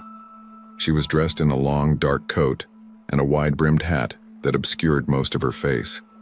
At first glance, she seemed out of place, but I didn't think much of it and continued browsing. As I reached the next aisle, I saw her again, standing at the far end, still motionless. Her presence was unsettling, but I tried to ignore it and focused on my shopping. I picked up a few more items and moved to the grocery section. To my surprise, she was there again, standing near the cereal boxes, staring at nothing in particular. Her stillness and the way she seemed to appear in every aisle made me feel uneasy. I tried to shake off the discomfort by telling myself it was just a coincidence, but the feeling of being watched grew stronger with each passing moment. I decided to head to the checkout to get out of the store as quickly as possible. As I walked toward the front, I noticed her once more, this time by the snack aisle, still in the same position, her face hidden under the brim of her hat. The checkout line was unusually slow, and as I waited, I glanced around the store, half expecting to see her lurking in the background. To my relief, she was nowhere in sight. Maybe she had left. I let out a sigh of relief and focused on the cashier, trying to ignore the creeping feeling of dread that still lingered. Just as I was about to pay, the lights flickered momentarily, casting eerie shadows across the store. I glanced up and saw her, standing behind me in the line, still as a statue, her face concealed by the hat. My heart skipped a beat and I turned quickly to the cashier, handing over my money with shaking hands. I glanced back to see if she was still there, and sure enough, she was, standing only a few feet away. I hurried to grab my bags and left the store as quickly as I could, not daring to look back. The cool night air hit my face as I reached my car and locked the doors immediately, my heart pounding. As I drove home, I kept checking my rearview mirror, convinced that she was following me. Each time I glanced back, I expected to see her dark figure in the distance, but there was nothing. I tried to shake off the paranoia, but the image of her standing in the checkout line kept replaying in my mind. The next day, I decided to visit Walmart again, hoping to find some explanation for the strange encounter. I entered the store during the day, hoping to see if the woman was a regular customer or if there was some reasonable explanation. I asked a few employees if they had seen anyone unusual the previous night, but they all looked at me with confusion. I decided to check the security footage from that night. After some convincing, the store manager agreed to let me review the tapes. I watched the footage from the electronics aisle, through the grocery section, and finally to the checkout. The footage showed me walking through the store, but there was no sign of the woman in any of the clips. A chill ran down my spine. I insisted on watching the footage from the store's cameras again, but still, there was no trace of her. The manager was puzzled and assured me that the security system was functioning properly. I left the store feeling even more disturbed. What had I really seen? Was it my imagination playing tricks on me, or was there something more sinister at play? I avoided Walmart for weeks after that. The sight of the store triggered the same unsettling feelings, and I couldn't bring myself to return. The encounter with the mysterious woman became a haunting memory that I couldn't quite explain. Every time I thought about that night, the same chilling sense of being watched would return, leaving me with more questions than answers. Despite my best efforts to rationalize the experience, the memory of her still lingers. Sometimes when I'm out shopping late at night, I can't help but glance over my shoulder, half expecting to see her dark figure lurking in the shadows. The store that was once a place of convenience has become a reminder of that night, and I can't help but shiver at the thought of what might have been. In the end, some questions are better left unanswered, and some encounters are best left as unsettling memories. I have come to accept that I may never understand the true nature of that night or the mysterious woman who appeared in the aisles of Walmart. All I know is that it was an experience that left a lasting impression and a sense of dread that still lingers every time I walk into a store after dark.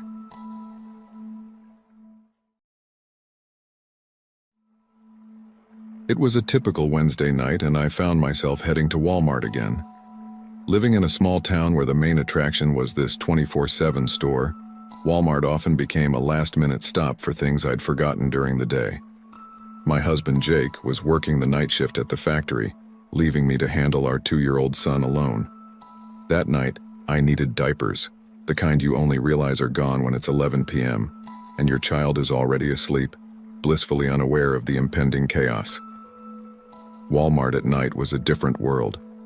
During the day, it buzzed with shoppers, families, and the elderly. But as the clock approached midnight, the atmosphere changed. The fluorescent lights felt harsher, casting long shadows in empty aisles, and the once busy store seemed eerily quiet, save for the occasional sound of shopping carts creaking or muffled conversations near the self-checkout. The only people left were those with nowhere else to be, the night wanderers and the occasional late-night stalker.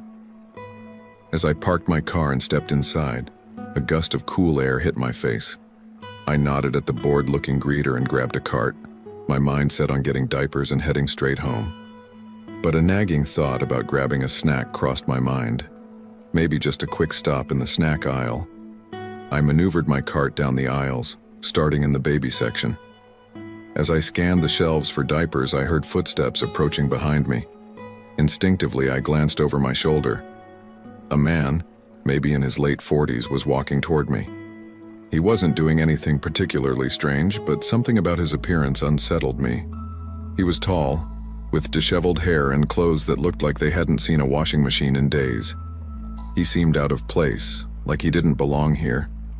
He wasn't carrying a cart or basket, just slowly wandering, his eyes lingering on the shelves, but more on me. I shrugged it off and grabbed the diapers, deciding it was time to get moving. Maybe I was just being paranoid. I was tired, right? But as I turned to leave the aisle, there he was, standing at the other end, blocking my path. He was staring directly at me now, his lips curled into a thin, unsettling smile. I felt my heart skip a beat. "Can I help you?" I asked, trying to sound casual, though my voice betrayed me with a slight tremble. He didn't reply. Instead, he continued smiling, his eyes locked on mine. I gripped the handle of my cart tighter and forced myself to walk forward, hoping he would step aside. Just as I approached him, he turned and walked away without a word, disappearing into the next aisle. A wave of relief washed over me. Maybe he was just a harmless weirdo. That was normal for Walmart at night, right? I decided to cut my shopping trip short and headed straight for the checkout. As I walked, the store felt even quieter than before. The aisles were deserted, and the overhead speakers played some soft, unrecognizable tune. I tried to shake the feeling of unease creeping up my spine. The sooner I got out, the better. I rounded a corner and stopped dead in my tracks. The man was there again, this time in the electronics aisle.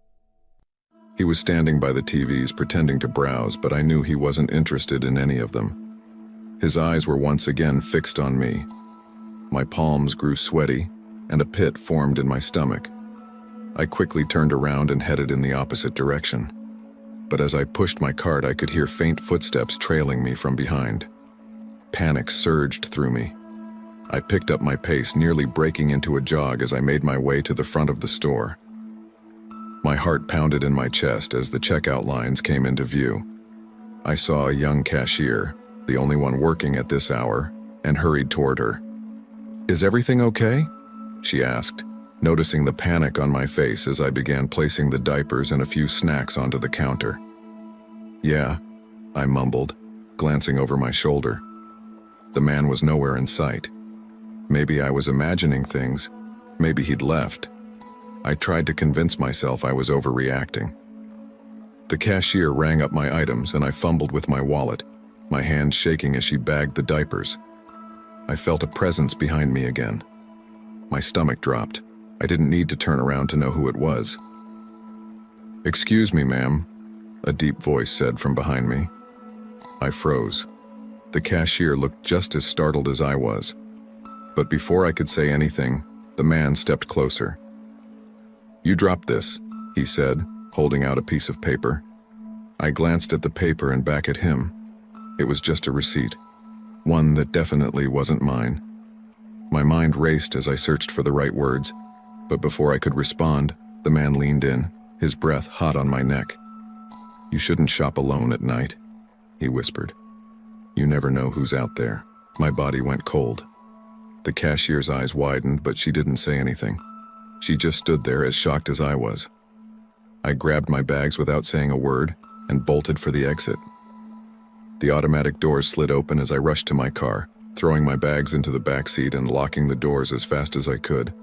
I sat in the driver's seat, my hands trembling as I fumbled to start the engine. I could see the man standing just outside the store, watching me. His grin was wider now, almost predatory.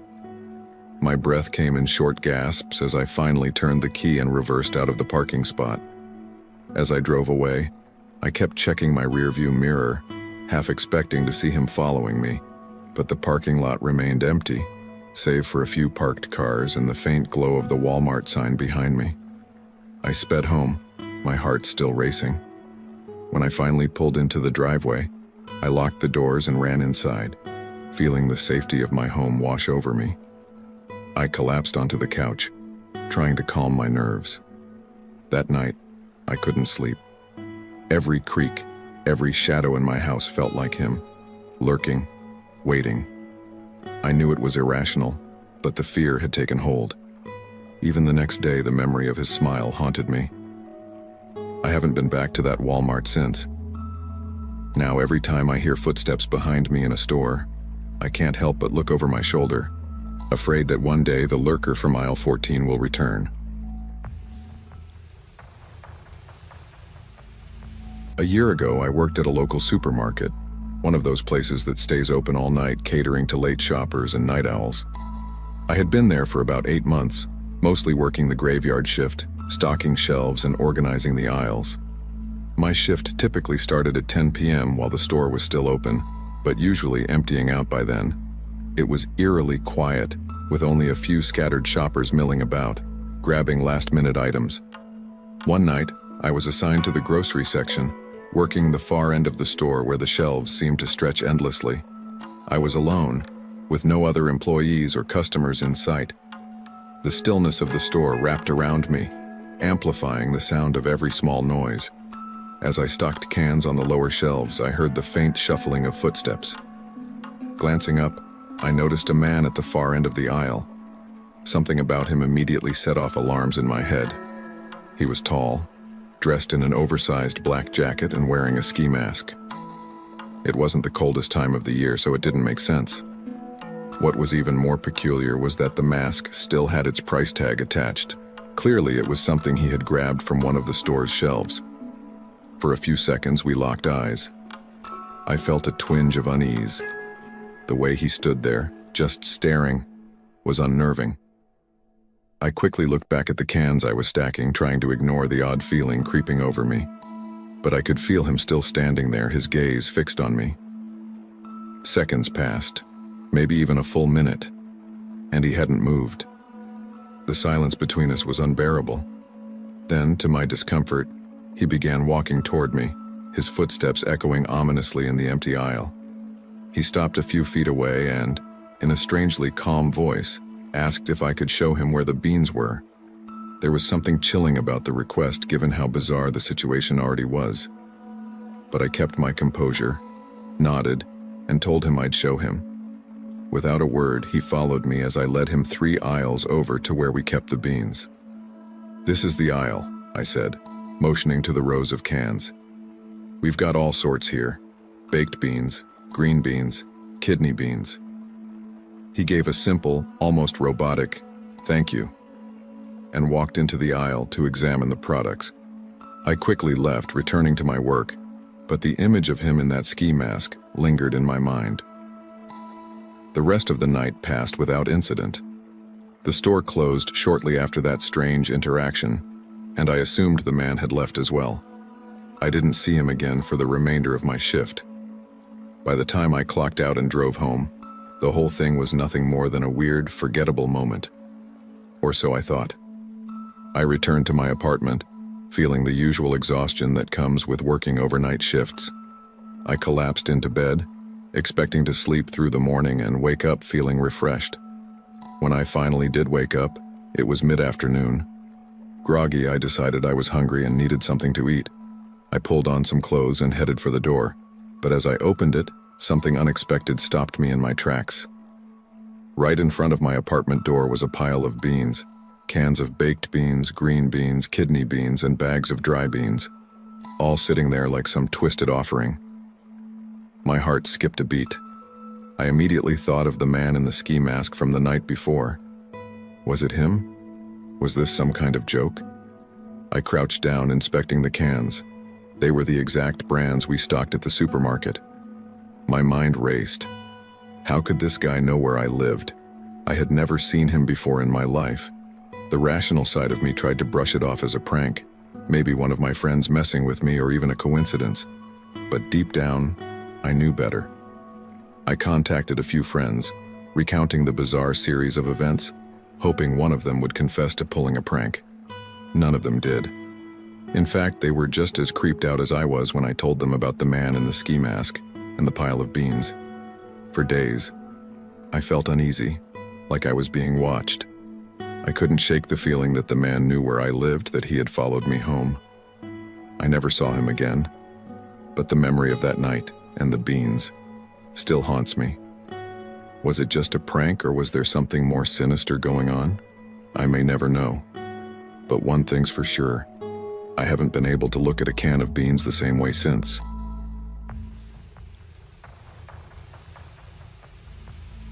I briefly worked as a cashier at Walmart a few years ago.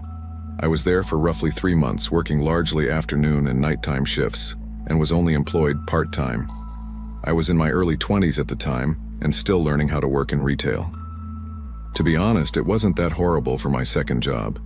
Usually my shifts lasted 4 to 8 hours, during which I would scan products, speak with customers, and do other tasks. I remember one night in particular quite clearly. At first, the evening was rather boring, but it soon became one of the most unsettling events of my life. That evening, I worked my regular shift at the check lanes from 4 p.m. to 9 p.m. When my shift started, the store was quite busy, but as the evening wore on, things started to slow down. Although you occasionally get an unpleasant or strange person, the majority of the people that went through my line were kind. To pass the time, I always made an effort to be courteous and engage in small talk. I had a strange experience about an hour into my shift, which I dismissed at the moment, but would come to regret.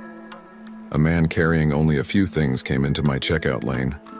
He was of normal height, perhaps a bit taller than me, around 5 feet 8 inches, since I'm only 5 feet 3 inches. It wasn't unusual for people to tower over me, so there was nothing particularly noteworthy about him. He wore a basic t-shirt, baggy shorts, and had short, chopped dark hair. As I was scanning his items, he glanced at me and asked nonchalantly, "What time do you get off work?" I didn't give the question much thought at first. It felt like just another casual remark, as people often made small conversation. I replied, 9 o'clock, without much thought, and smiled politely, thinking that would be the end of the conversation. But then, with a strange, unnerving smile, he murmured, "See you then," in a way that made me uneasy. At the moment, I believed it to be a simple joke, and he left with his belongings. I ignored the strange sensation his remarks had left behind and continued working. I assumed he was just playing around, especially since there were still a lot of people to check out. After several hours, I had almost forgotten about the odd man. As closing time drew closer, the store was considerably quieter, and I was eager to get home. I happened to look up while I was scanning products for another customer and saw the man strolling past my register once more. Even though he had nothing in his hands, he appeared to be entering the store. This time, he grinned as he passed my register and remarked, "Just a few more minutes, right?" I glanced at the clock. It was 8:55. I was momentarily perplexed. How was he aware that my shift was coming to an end? I forced a smile and said, "Yeah, almost done." But I felt a little uneasy. I turned back to my customer, trying to shake off the strange feeling the man had left behind when he walked off without making a purchase.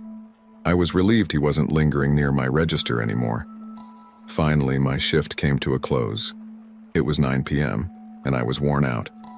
I gathered my belongings and made my way to the exit after clocking out, eager to put the odd experience behind me. My car was parked close to the far end of the dimly lit parking lot because the lot had been packed when I arrived for work. After I had only walked a few feet, a tiny red car suddenly pulled up directly in front of me. I looked up in surprise, only to realize that the man from earlier was driving. My heart skipped a beat as he rolled down the window and said, "Get in." At that moment, I knew this wasn't a harmless prank. I hurriedly told him, "No, I can't," and began walking around the rear of his car. He started to back up, trying to block my path. "Come on, get in the car," he said again, and panic set in as I realized this was more serious than I had initially thought. I ran without thinking. I sprinted as quickly as I could toward my car, but the man followed. He drove after me slowly, keeping a close eye on me. My heart pounded as I fumbled for my keys, desperate to get to my car before he could catch up. He parked in the spot next to mine, but I managed to unlock my car door and slip inside. My hands were shaking as I locked the doors. He rolled down his window again, trying to talk to me, but I couldn't hear him over my own fear. Out of desperation, I texted a co-worker, who was still inside the store, asking them to get the manager and explain what was happening. I sat in my car for what felt like hours, too terrified to drive away, fearing he would follow me home.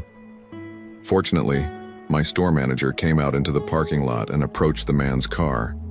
The manager threatened to call the police when the man refused to explain what he was doing. Finally, the man drove off. Even after he left, I sat in my car, trying to calm down before I pulled out of the parking lot and headed home. I kept thinking about what could have happened if I hadn't run to my car or if my manager hadn't come to my aid. I worked at Walmart for another month after that, but I never saw the man again. I'm grateful that my manager and coworker were there to support me, even though I still don't know what the man's intentions were. The thought of what could have happened if he had followed me home that night still haunts me. In retrospect, the experience was strange and terrifying. It's a constant reminder to trust your instincts when something doesn't feel right. Even though I've moved on from that work, I can't help but think about that night, because it serves as a terrifying reminder of how easily an apparently routine shift may devolve into something much darker.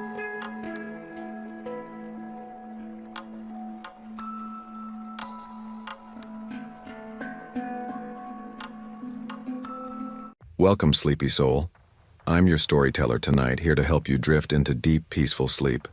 Before we begin, don't forget to like the video and subscribe for more bedtime stories.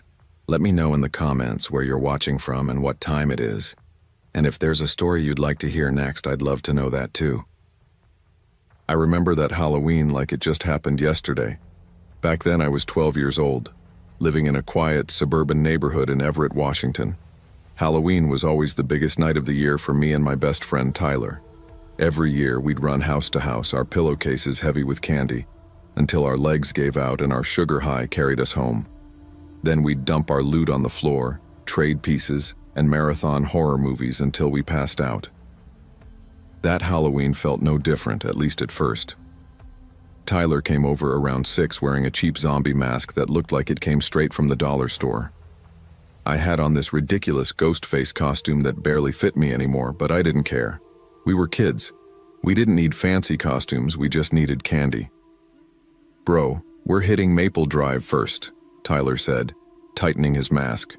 "Old lady on the corner always gives out full-size bars."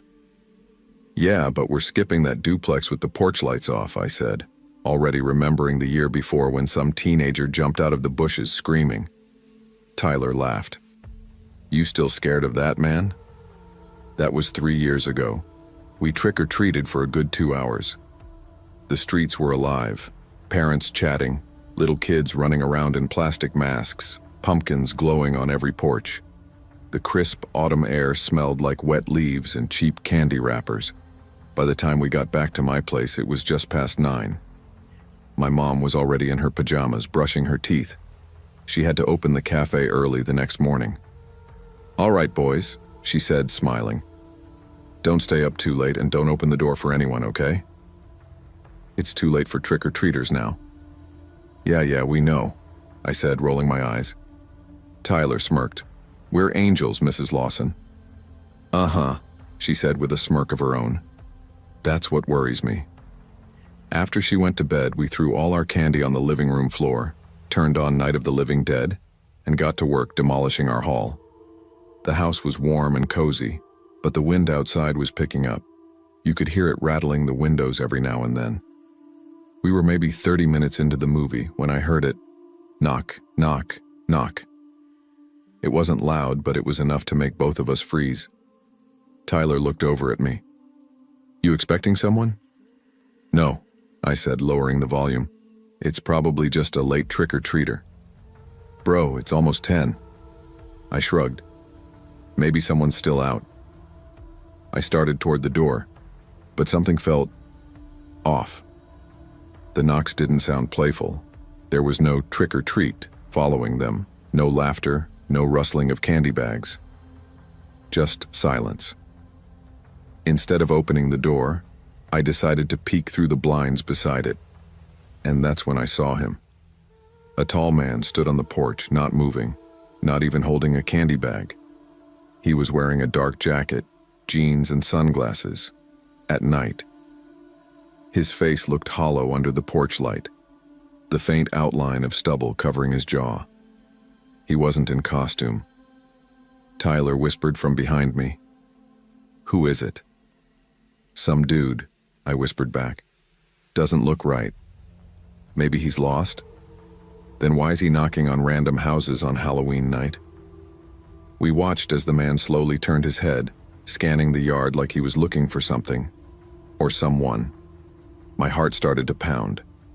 Then, finally, he walked down the steps and disappeared down the sidewalk. "Dude, that was weird," Tyler said. "Yeah. I'm locking this." I slid the deadbolt into place, double-checked the handle, and tried to shake off the uneasy feeling crawling up my spine. We went back to the couch. Tyler tried to joke about it, but neither of us was laughing much. 10 minutes later, knock, knock, knock, this time louder, harder. We froze again. I muted the TV. "Bro, he's back," Tyler whispered. I could feel my stomach tighten. No way. We both crept toward the window again as quietly as we could. The moment I pulled the blind back, I nearly jumped out of my skin. The man was standing right there, staring straight at us. His expression had changed. His mouth pressed into a grim line, his brows furrowed. He looked angry.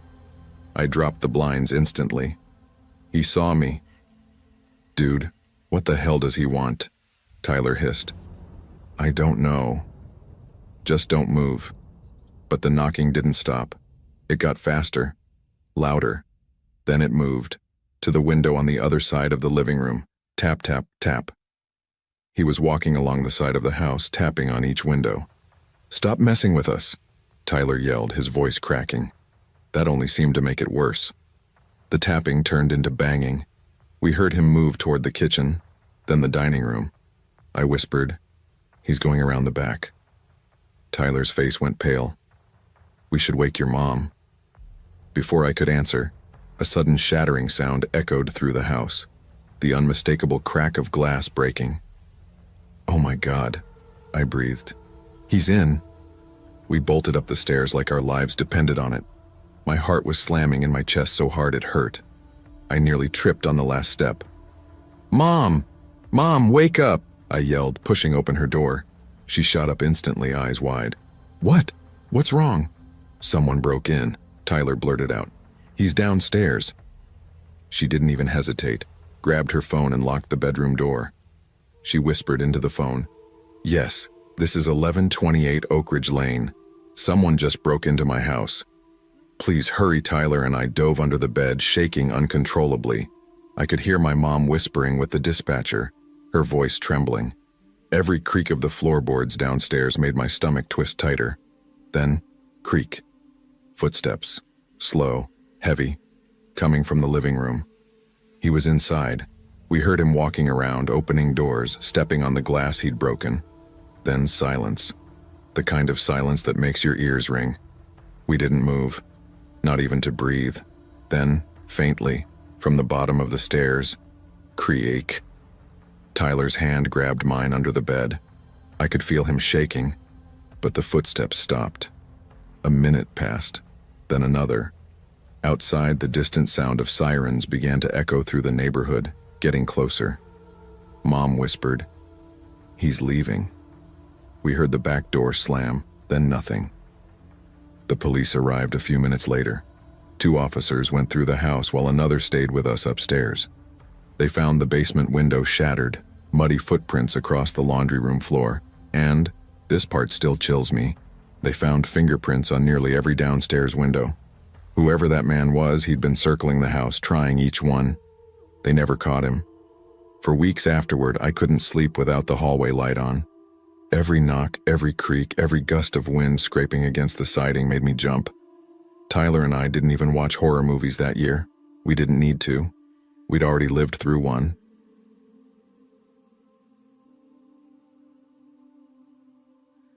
I never thought Halloween could turn into one of the scariest nights of my life. I mean, yeah, you hear about bad stuff happening on Halloween. Drunk fights, stupid dares, people getting too wild. But you never really think it's going to happen to you. It was my freshman year of college, the first one I was spending away from home. I went to a pretty big university in Colorado, and by October, I had a small group of friends I hung out with. Mostly other freshmen from the dorms. College life was still new to me back then. Late night runs, cheap beer, the excitement of freedom. That year, Halloween landed on a Saturday, so everyone was going crazy about the weekend parties. I wasn't much of a drinker, but I didn't want to be the guy staying in his dorm watching horror movies alone. I dressed up as a nerd, suspenders, taped glasses, the whole cliché, and met up with my friends at a bar near campus. By 10:30, the line was long and the music was so loud you could feel the bass from the sidewalk. I remember yelling over the noise to my friend Tyler, "You think they'll even let me in with this fake ID?" He laughed. "Bro, they don't care tonight. Everyone's dressed like idiots anyway." But they did care. The bouncer looked at my ID for maybe half a second before shaking his head. "No shot, man. Try again when you're 21, so I told the others to go ahead." "It's fine, I'll figure something out," I said, pulling out my phone. I stood on the sidewalk as the autumn wind blew down Main Street. The streetlights flickered, orange and hazy. My phone buzzed with a message from a friend named Luke. We'd met a few weeks earlier at the rec center. "Luke. Yo, there's this house party on Waverly Street. You trying to go?" Me. "Who's throwing it?" Luke. "IDK man, a friend of a friend. Supposed to be big." I hesitated. Waverly Street was a few blocks off campus, not far but quiet, mostly student rentals and old houses. Still, it was Halloween, and the night was young. Greater than me bet. "I'll meet you there." I started walking, the sound of laughter and music fading behind me as I turned down a darker side street. Fallen leaves crunched under my sneakers. Most houses had carved pumpkins on their porches, flickering candles glowing inside them. When I reached Waverly Street, I spotted a dimly lit house at the far end. The porch light was on, and a guy in a football jersey was sitting on the steps drinking from a red cup. Music played faintly from inside. Luke waved at me as I approached. "Yo, this is the spot." The guy on the porch gave a lazy grin. "You guys here for the party?" "Yeah," Luke said. "I'm Luke. This is Matt." "Cool, cool," the guy replied. "I'm Reed." "Shoes off inside, all right? Don't trash the place." I remember stepping into a small entryway piled with shoes. Like way too many for how quiet it was inside. I could barely hear the music anymore once we were in. It smelled faintly of mold and old carpet. "Damn," I muttered. "Where is everyone?" Luke shrugged. "Maybe out back?" We walked through a short hallway and into a room where a speaker sat on the floor blaring music, but no one was there. No laughter, no talking, no clinking bottles. Something about it felt off. Then came the sound of footsteps, heavy, deliberate ones. Luke turned his head toward the entryway. "Yo, Reed," he called. Two men appeared. Both wore ski masks. Both carried baseball bats. My heart dropped into my stomach. The taller one, probably 6'4", easily, pointed the bat at us. Phones. Pockets. Move to the kitchen. Luke froze. "Wait, what the hell? Move," the other one barked. We walked toward the back, my pulse hammering in my ears. My stomach felt like it was folding in on itself. Every step I took, I felt the floor creak beneath me, the sound echoing in that old, empty house. The kitchen light flickered overhead. There was a small wooden table, a single chair, and a door slightly ajar leading to what looked like a basement. "Go down," the tall one said. Luke's breathing was shaky. "Man, look, we don't have anything, okay? We just..." The man slammed the bat against the fridge. Bang. I said go down. That sound, the bat hitting the metal, snapped something inside me. Panic hit like ice water. Luke shot me a look. Just a split-second glance, and I knew exactly what he was thinking. He bolted. "Luke, no!" I shouted, but it was too late. He dashed toward the back door, fumbling with the lock. I didn't think. I just ran after him. The back door flew open, and the cold air hit me as one of the men yelled behind us. "Grab them." I heard the pounding of boots on the floor. Something hit my leg. A sharp, blinding pain tore through my calf. I stumbled, but didn't stop. The adrenaline overpowered everything. We sprinted through the yard, knocking over garbage bins, leaves flying around us. My breath came in ragged gasps. Luke shouted, "Keep going, dude." I could hear the men shouting, but their voices grew fainter. We tore through an alley and finally reached the edge of campus, collapsing near a dorm parking lot. I dropped to the pavement, clutching my leg. It was throbbing and warm. When I looked, there was a dark bruise already forming.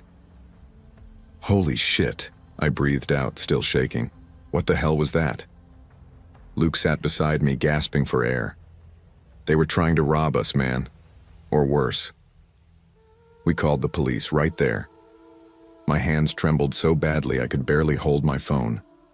The dispatcher told us to stay put. A patrol car showed up maybe 15 minutes later.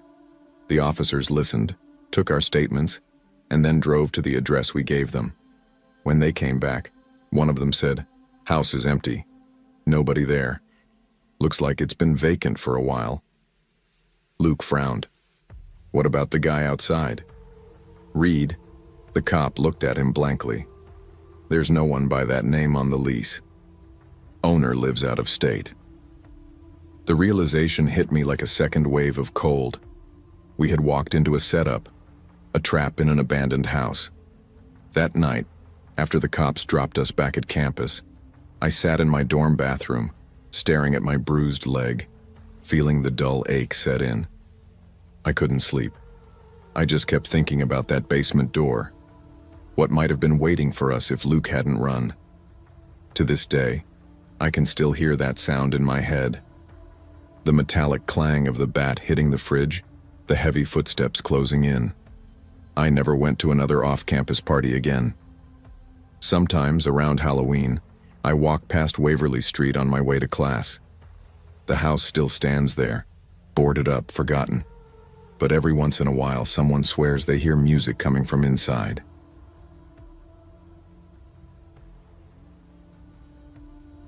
I still remember Halloween night, 2005. Not because it was fun or wild like you'd expect, but because it changed the way I looked at Halloween forever. That year, I was 15, a sophomore, living in a small Ohio town called Maple Hollow, the kind of place where nothing ever happened unless you counted Friday night football and rumors spreading faster than wildfire. Halloween used to be our favorite night of the year. But as we got older, it felt like we were stuck in this weird in-between. Too old for trick-or-treating, too young to hit bars or college parties. We wanted something different that year, something that felt grown-up but still had that Halloween thrill to it. My best friends, Tyler, Ben, and Casey were the kind of guys I'd been hanging with since middle school. We were inseparable. Tyler was the mouthy one, always talking his way out of trouble. Ben was chill, usually the one to keep the peace. Casey. Well, Casey was a little unpredictable but fun as hell when he wasn't being a jerk. That Halloween fell on a Monday. We didn't have school off, but that didn't stop us from planning something dumb. I got home that afternoon, did my homework just enough to keep Mom off my back, then hopped on MSN Messenger to see what the plan was. Everyone was just as bored as me, until Tyler messaged. Tyler. Yo, I talked to Chris. His cousin's got something going down by the river tonight. You in? Me. What's the something? Tyler. Abandoned school. Beer. Fire. Older crowd. I remember grinning at my monitor like an idiot. Beer, a campfire, an abandoned building. It sounded like every dumb teenage fantasy rolled into one. Chris's cousin, Derek, was a couple of years older than us. The dude had tattoos, a beat-up truck, and always managed to get his hands on alcohol. He was the cool, reckless type we all looked up to. So yeah, we were in. But right as I was about to leave, Mom popped her head into my room. Before you go, she said, you're taking Eli trick-or-treating. I don't want him going alone. I groaned. Mom, I already told the guys. No arguments, she said, pointing her finger like she always did when she meant business. An hour. That's it. I didn't have a choice. So I grabbed my little brother, walked him around the neighborhood for an hour, and dropped him back home as fast as possible. By the time I finally left, it was already past 8. The spot was an old kindergarten near the riverbank. Riverside Preschool, according to the faded sign still hanging out front. The town shut it down years ago after a flood, and it had been fenced off ever since. By the time I got there, the others were already drinking around a small fire pit. I could smell the cheap Bud Light and burning wood before I even saw them. Music was playing low from someone's phone speaker, and the whole place had that eerie, empty vibe. Broken windows, graffiti, rusted swing sets swaying in the wind. Finally! Tyler yelled when he spotted me. Late as hell, dude! Yeah, my mom had me walking Eli around, I said. What did I miss? Nothing, Chris said, grinning. Except we're out of beer. Already? I asked. Nah, we stashed the rest, Derek chimed in, his voice rough from smoking. Didn't want to risk the cops finding all of it if they roll up. We put it behind the back fence in that old house next door. Yeah, Tyler added with a smirk. And since you were late? Wait, you want me to go get it? I asked. Exactly, Derek said. Don't worry. It's right inside. We'll keep the fire going. I sighed but grabbed a flashlight anyway. Fine. But you owe me 2 beers, deal, Tyler said, laughing. I made my way to the fence. It was a flimsy plastic one, torn open just enough to squeeze through. Beyond it was another yard, overgrown and silent. The house was smaller than the preschool, its paint peeled, windows busted. I could smell mildew and wet dirt. I remember thinking the place looked wrong, like it had been forgotten for too long. Still, I aimed my flashlight ahead and trudged through the tall weeds toward the back door, which hung slightly open. Yo, I called out, half expecting one of the guys to yell back. You said it's in here, right? Nothing. Just the sound of the wind whistling through the trees. I stepped inside. The smell hit me first. Damp, moldy, and something else underneath like rot. My shoes squished on the warped floorboards. Then I heard movement. Slow, uneven steps coming from the hallway ahead. Tyler? I whispered. A figure limped into view holding his side. My flashlight caught his face, and it was Chris. His eyes were wide, his skin pale. Dude, he gasped. Help me. What the hell happened? I started forward, but before I could reach him, he was yanked backward into the darkness. Hard, he screamed. Chris! I shouted, my voice cracking. The sound echoed through the empty house. I froze for half a second, my heart hammering so loud it drowned out everything else. Then instinct kicked in. I bolted. I tore through the yard, tripping over a half-buried tire, scraping my arm on the fence as I squeezed through. By the time I made it back to the campfire, I was panting like I'd run a marathon. "Guys," I shouted. "Something's wrong. Chris, someone grabbed him." Tyler looked up, laughing. "Oh, come on, dude. You're not serious." "I'm dead serious," I yelled. "He was in there. Someone pulled him back." For a few seconds, they just stared. Then Derek started laughing too. "Jesus, man. You really fell for it, huh?" "What are you talking about?" "We told Chris to mess with you," Tyler said between laughs. "He went to hide in there when you texted that you were on your way." My stomach dropped. No, that wasn't a prank. Someone grabbed him. The laughter faded fast. Derek's smirk disappeared. "What?" "I'm telling you, man." He wasn't acting. He looked terrified. Derek exchanged a look with one of his friends, then said, "Let's go." Now we all rushed toward the fence, this time climbing through together. The firelight faded behind us as we crossed into the other yard. The place felt colder now, quieter. "Chris!" Derek yelled as we stepped inside the house. Flashlight beams bounced off the walls, revealing graffiti, old furniture, broken glass. Then we heard it. A soft groan coming from deeper inside. "Over here!" Ben shouted. We followed his light to a small room near the back. Chris was lying on the floor, blood smeared on his face. His shirt was ripped, one of his shoes missing. "Holy shit," Tyler whispered. Chris tried to speak but coughed instead, blood running from his mouth. "He's still in here." "Who?" Derek asked, kneeling beside him. Chris just shook his head weakly. "Upstairs." That was enough for Derek. He handed me his flashlight. "Stay with him," he said, pulling out a pocket knife, the useless kind that folds. He and two others crept toward the stairs. I stayed beside Chris, pressing my hoodie against his face to stop the bleeding. "Hang on, man. Just hang on." Then came the sound. Heavy footsteps upstairs, then something falling. Derek and the others came running back down. "There's no one up there," Derek said.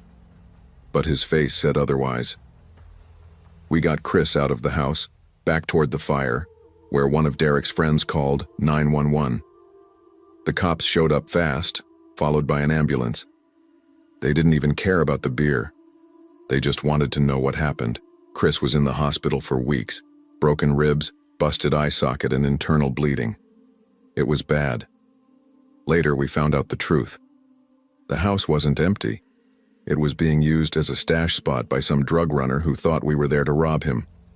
He must have been hiding upstairs when Chris went in to set up the prank. When he saw him, he attacked, probably thinking he was protecting his stash. The guy was long gone by the time cops searched the place, but they did find evidence. Needles, baggies, even a small mattress upstairs. Someone had been living there for months. Every Halloween since then, I can't look at an abandoned building the same way. The smell of smoke and beer by the river still takes me back to that night, to Chris's scream, to the look in his eyes when he said, "Help me." It was the first time in my life I understood what real fear felt like, and the last time I ever wanted to feel it again. I still can't shake the memories of that Halloween night. It's been 2 years now, but I still double-check the locks, peek out the window before bed, and sleep light, just in case. I'm 33 now, a husband and father. My boy, Colby, is 8. Back then, when this happened, he had just turned 6. A bright, imaginative kid who loved superheroes, especially Spider-Man. He wore that red and blue costume for weeks before Halloween, running around the living room shooting imaginary webs at me and my wife, Kelly. We lived in a quiet neighborhood on the outskirts of Springfield, Ohio, one of those middle-class areas where folks decorate big for the holidays and every driveway smells like pumpkins and cider in October. It wasn't perfect, but it was safe. Or at least I thought it was. That Halloween started off perfectly normal. The streets were alive. Leaves crunching under sneakers, porch lights glowing orange, and little voices shouting trick or treat from every direction. Kelly and I walked alongside Colby as he darted from house to house, his candy bucket swinging wildly. After about 2 hours, his pace slowed. His little legs were tired and his mask had slipped sideways. "Buddy, you about ready to head home?" I asked. He nodded, a bit pouty. "Can I just do one more house?" "All right," I said, laughing. "One more, then we head back." We got home around 8. The air had that crisp, cold bite that hinted winter wasn't far away. Kelly had left a bowl of candy on the porch with a little handwritten sign that said, "Take one." Of course, when we got back, the bowl was empty. Kelly smirked. "Yeah, figures. Some kid dumped the whole thing in his bag. Probably the vampire down the street," I said. He looked guilty. Inside, the house felt warm and cozy. Fake spider webs across the mantel, orange lights glowing in the kitchen window. Colby plopped down on the rug and started sorting his candy, naming each piece like it was gold. Kelly poured herself a glass of wine, and I sat down beside him, untying my shoes. It felt like a good night. Simple, calm, perfect. And then the doorbell rang. It startled me because it hadn't even been a full minute since we got home. Kelly looked up from her phone. "Who's still out this late?" she said. "Probably a few stragglers," I replied, heading to the door. When I opened it, I saw a man and a little boy standing on the porch. The porch light flickered for a second, and I could make out their faces clearly. The man looked to be in his late 30s, tall and thin, wearing a faded plaid jacket. The boy beside him was about Colby's age, dressed in a cheap-looking Spider-Man costume with a slightly torn mask. "Hey there," the man said, smiling politely. "Sorry to bother you, but my kid really needs to use the bathroom. We've been walking for a while, and it's about a half hour back to our place." I froze for a second. I didn't like the idea. Halloween or not, letting strangers inside didn't sit right. Kelly had stood up in the living room now, giving me that "don't you dare" look from across the room. The boy was hopping from foot to foot, holding his stomach, clearly uncomfortable. "Please, sir," the man said again. "We'll be quick." I hesitated, then sighed. "Yeah, all right. Down the hall. First door on your left." The boy darted past me, heading straight down the hallway. The man smiled awkwardly. "Thank you, really." He's been holding it in since Main Street. "No problem," I said, forcing a grin. "Halloween rush, huh?" "Yeah," he chuckled weakly. "It's been a long night." He didn't make small talk after that. He just stood near the entryway, his eyes scanning the living room. I noticed he kept glancing at Colby. It wasn't long, but it was long enough for my stomach to twist. After maybe a minute, the boy came running back, his mask still half on. "All right, let's go," the man said, smiling again. "Thank you so much." "No problem," I said, handing the kid a few pieces of candy from our extra stash. "Happy Halloween." The man nodded and gave a quick wave before they disappeared down the sidewalk. I watched until they turned the corner. Kelly exhaled. "I don't like that, Drew." "I know," I said. "But it's fine. They're gone." We went about the rest of the night like normal, cleaned up the porch, turned off the lights, tucked Colby in. By midnight, the neighborhood was quiet. I must have dozed off around 1 in the morning. But sometime later, I heard it. A scream. Colby's voice. "Dad!" I shot out of bed, heart hammering. Kelly gasped beside me, fumbling for her phone. "Colby!" I yelled, running toward his room. He was standing in the hallway, crying, pointing toward his window. "There's a man! There's a man! He came in my window!" I sprinted past him into his room, and the sight froze me. The window was wide open, curtains fluttering from the cold wind, and a figure, the same man from earlier, was climbing out. "Hey!" I yelled, lunging forward. He dropped to the grass outside and bolted across the yard. I chased after him barefoot, the gravel cutting into my feet. I caught sight of his plaid jacket vanishing into the woods behind our fence, but he was too fast. I stopped at the edge, chest heaving, heart pounding like a drum. Kelly came running out, clutching Colby, both of them terrified. "What happened?" she screamed. "It's him," I said, breathless.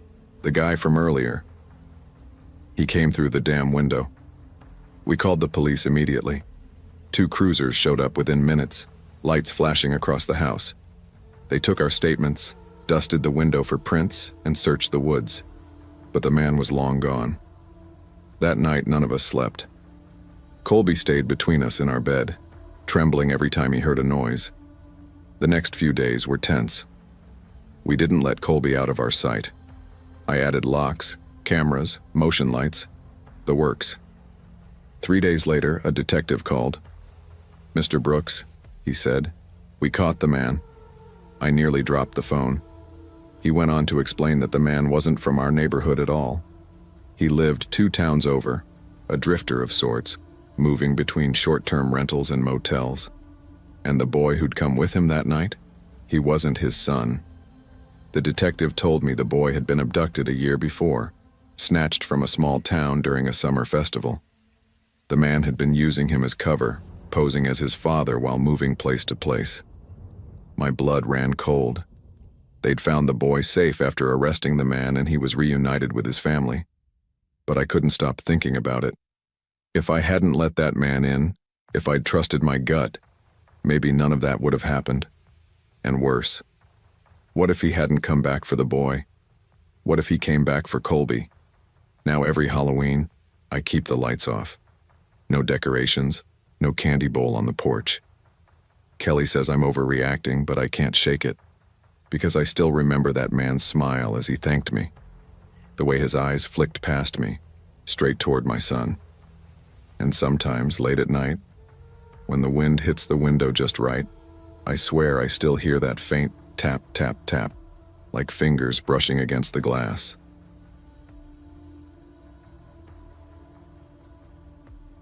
I've never been the kind of person who went all out for Halloween. No big decorations, no parties, no loud music shaking the walls.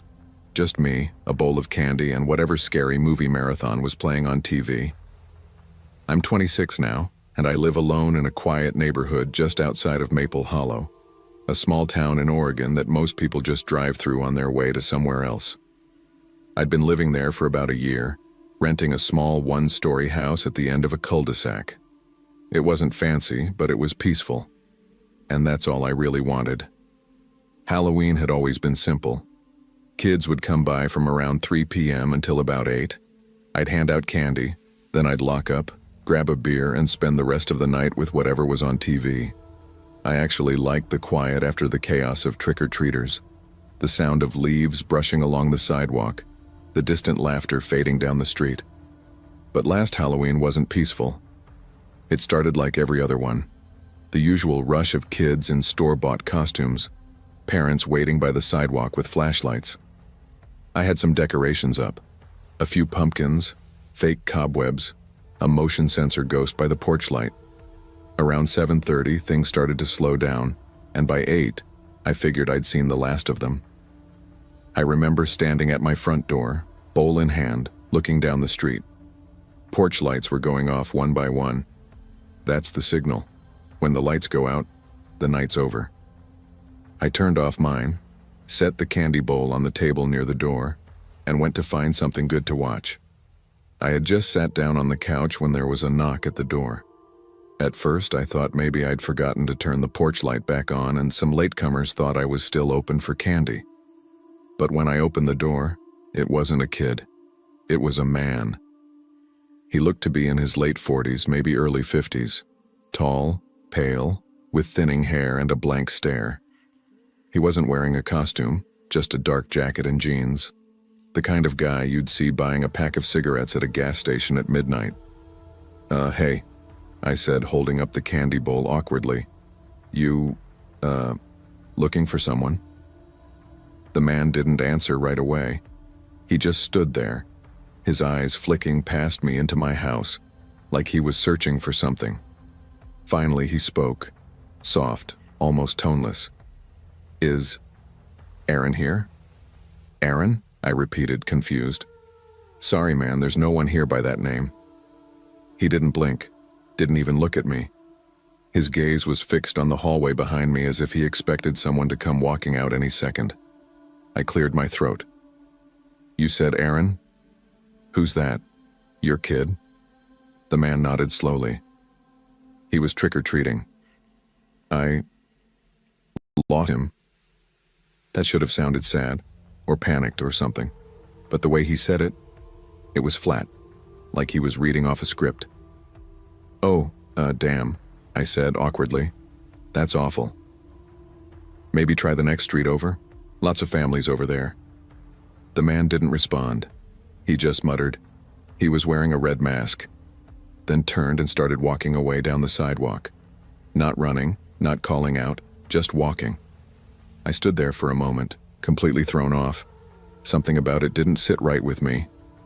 The emotionless tone, the way he looked into my house. I shut the door and locked it, staring at the peephole for a good 10 seconds before sighing and grabbing my phone. Yeah, hi, I told the 911 operator. I'm not sure if this is an emergency, but some guy came to my house asking for his kid. Said he lost him trick-or-treating. Just seemed off. Real off. They took down my address and told me an officer would patrol the area, but unless a missing child report came in, there wasn't much they could do. After hanging up, I stood at the window, watching the street. It was dead quiet, the kind of silence that creeps under your skin once you start noticing it. I turned back to the TV, tried to shake it off, and found one of the Scream movies playing. About halfway through, I'd almost convinced myself I'd overreacted. Maybe the guy was just a confused dad. Maybe Aaron was at someone else's house. By the time the credits rolled, it was almost 11. The neighborhood was pitch black except for 1 or 2 porch lights down the road. I got up to clean up for the night, grabbed the empty candy bowl, locked the front door, and went to shut the living room blinds. That's when I saw it. A reflection, or maybe a shape, in the window. Someone standing outside. I froze. My first instinct was to look closer, but the second I did, the figure was gone. Just gone. My heart was hammering. I set the candy bowl down slowly and leaned toward the window, trying to peer through the glare of the porch light. The glass reflected the room behind me, but beyond that, nothing. I turned off the living room light to get a better look outside. Still nothing. That's when I noticed something else. The side gate, the one that led to my backyard, was open. I always kept it shut. I backed away from the window, picked up my phone again, and dialed 911. Before I could even finish explaining, there was a loud crack. Something slammed against the front window, hard enough to make the glass fracture into a spiderweb of lines. I dropped the phone, heart racing. Through the broken glass, I caught a glimpse, just for a split second, of a pale face, half hidden in shadow before it darted away. "Hey, get the hell out of here," I yelled, but I was trembling so hard it barely came out right. I grabbed the nearest thing I could find, a fireplace poker, and ran toward the back door. I flicked on the porch light just in time to see movement near the fence. Someone, tall, wearing dark clothes, running along the side of my house. I locked the door immediately and backed into the hallway, breathing hard. The dispatcher was still on the line, asking if I was safe. "Someone tried to break in," I said, voice shaking. "He's in my yard." The next 10 minutes were the longest of my life. When the cops finally arrived, I ran to meet them outside. They searched the yard, the street, the nearby houses, but whoever it was had vanished. The officer shone his flashlight along the broken window, then bent down to pick something up from the ground. It was a rock, smooth, round, the size of a baseball. Wrapped around it was a torn piece of red fabric. The cop held it up to the light. "Looks like it came off a costume," he said. "Maybe a mask?" My stomach dropped. A red mask. The man's voice echoed in my head. He was wearing a red mask. But when they checked around town, there were no reports of any missing children. No one named Aaron. Nothing. Over the next few days, I barely slept. Every noise made me jump. Every creak in the floor felt like footsteps. I even installed cameras around my house, but they never picked up anything unusual. A week later, I got a call from one of the officers who had taken my report. He said something strange. There had been a similar call the previous Halloween, just a few streets over. A man knocking on doors late at night asking for his son. Said his name was Aaron. No missing child that time either. I still live in the same house, but I don't hand out candy anymore. Every October, I turn off my porch light early, shut all the blinds, and try to pretend Halloween doesn't exist. But sometimes when the wind hits just right, I swear I can hear it. That same slow, hollow knock on the front door. And I never, ever answer it.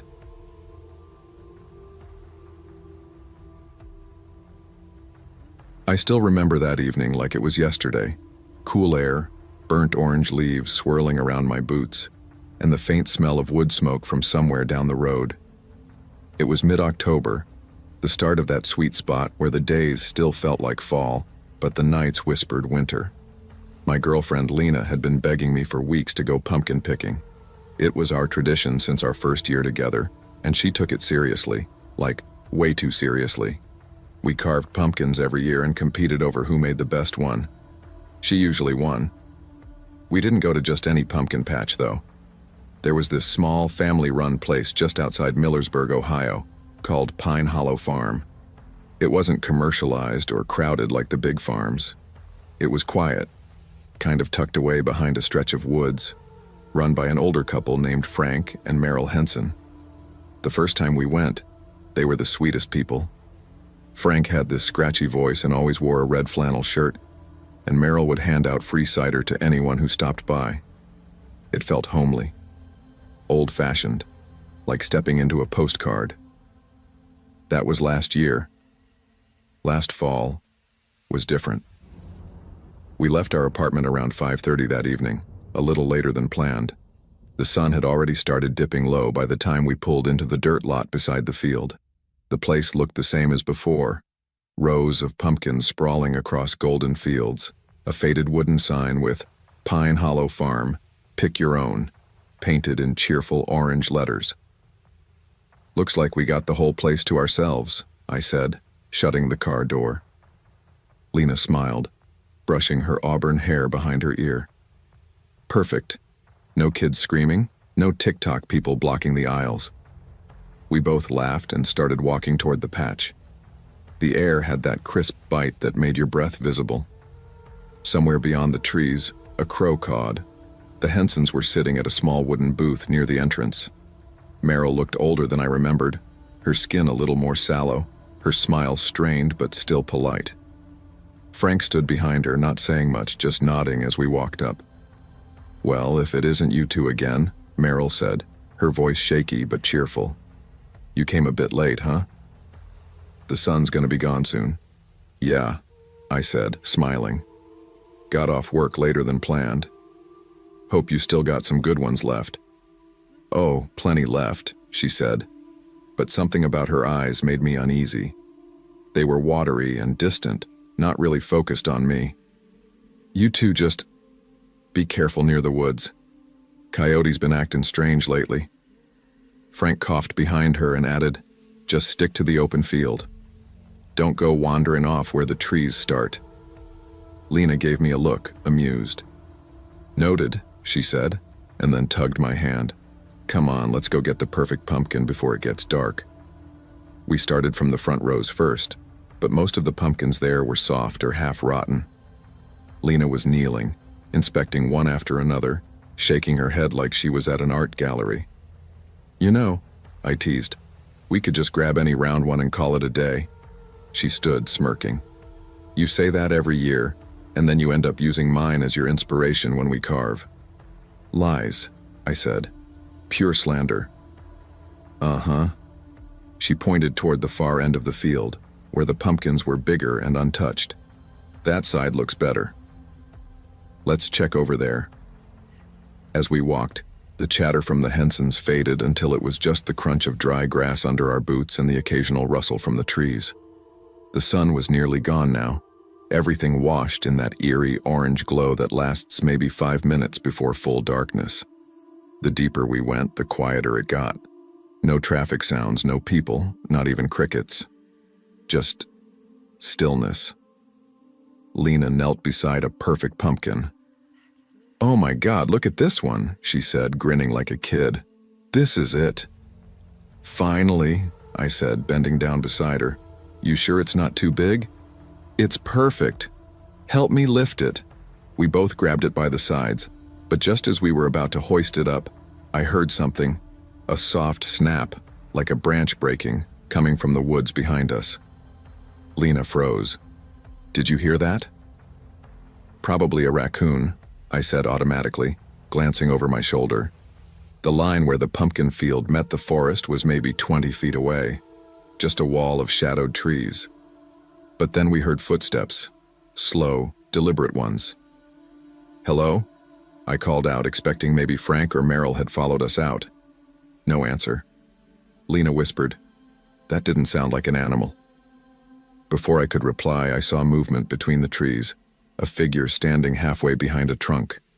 It was too dark to make out clearly, but I could see the shape of a head and a wide, unnatural grin. "Who's there?" I said again, louder. Then another shape appeared beside it, shorter, smaller. Two figures, both standing too still.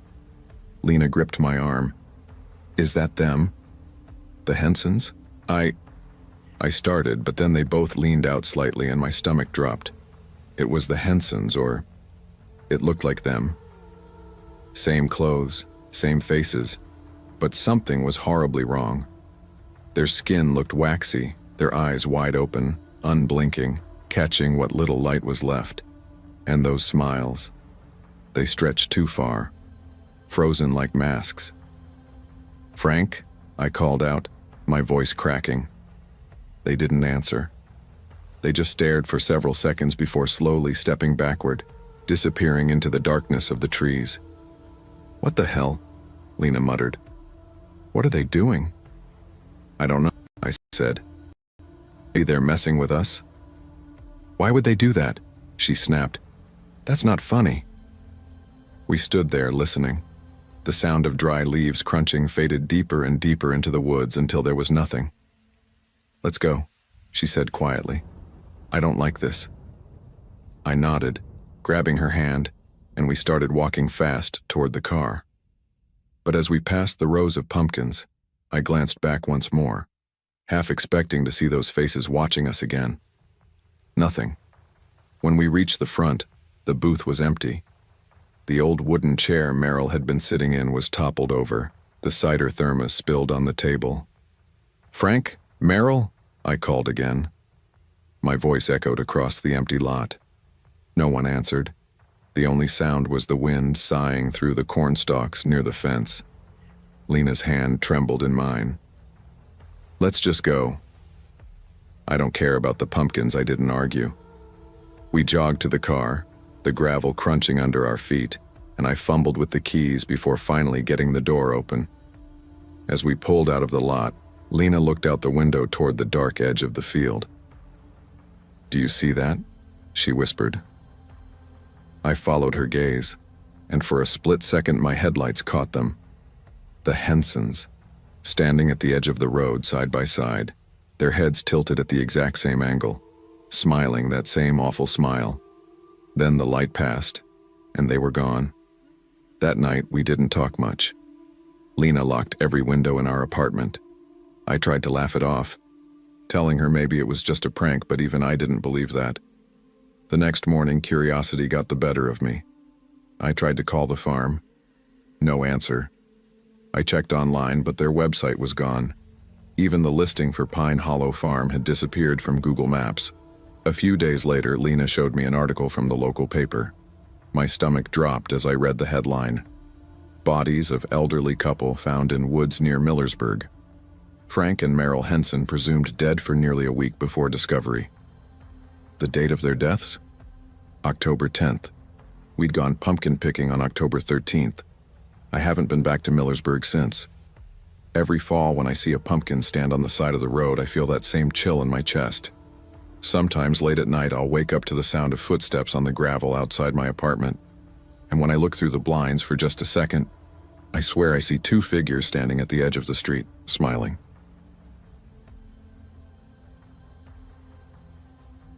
I never really cared much for Halloween after high school.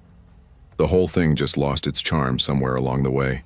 Too many forced costumes, too many awkward parties, too much pretending to have fun. By the time I hit my senior year of college, October 31st was just another night to me. That year, I was living in a small 2-bedroom rental on Birchwood Lane, right off a quiet stretch in Maple Hollow, Ohio.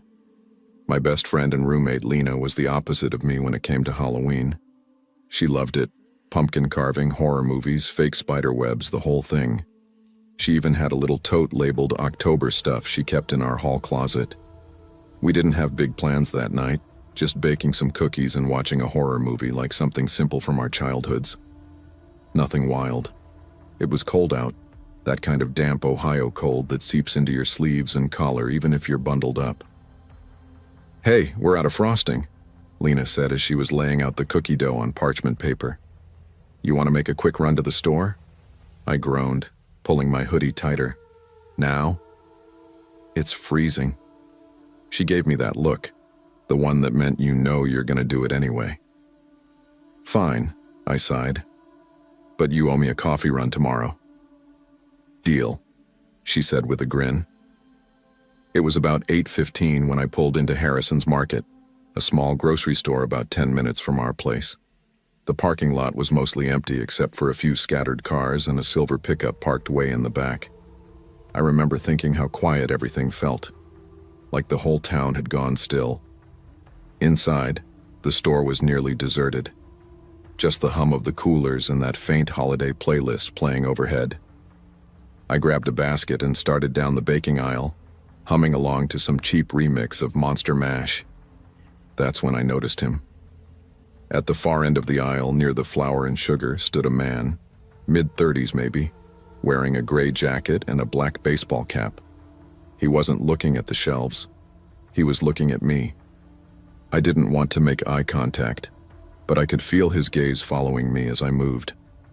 Every time I'd glance toward the corner of the aisle, he was still there, pretending to look at something but never really moving. I forced myself to ignore it, grabbed the frosting and sprinkles and headed toward the checkout. The cashier, a young guy maybe our age, was too busy scrolling through his phone to notice the tension on my face. "That'll be $6.82, he said without looking up. As I handed him the cash, I glanced behind me. The man was at the end of the next aisle now, still watching. I left the store fast, clutching the bag to my chest as I made my way to my car. My heart was beating harder than I wanted to admit. Once inside, I locked the doors immediately, feeling ridiculous for how scared I was over some random guy. When I looked in my rearview mirror before pulling out, I saw the man exit the store too. He walked slowly toward that silver pickup I'd noticed earlier. The drive home was quiet, almost soothing at first. Maple Hollow wasn't a big place.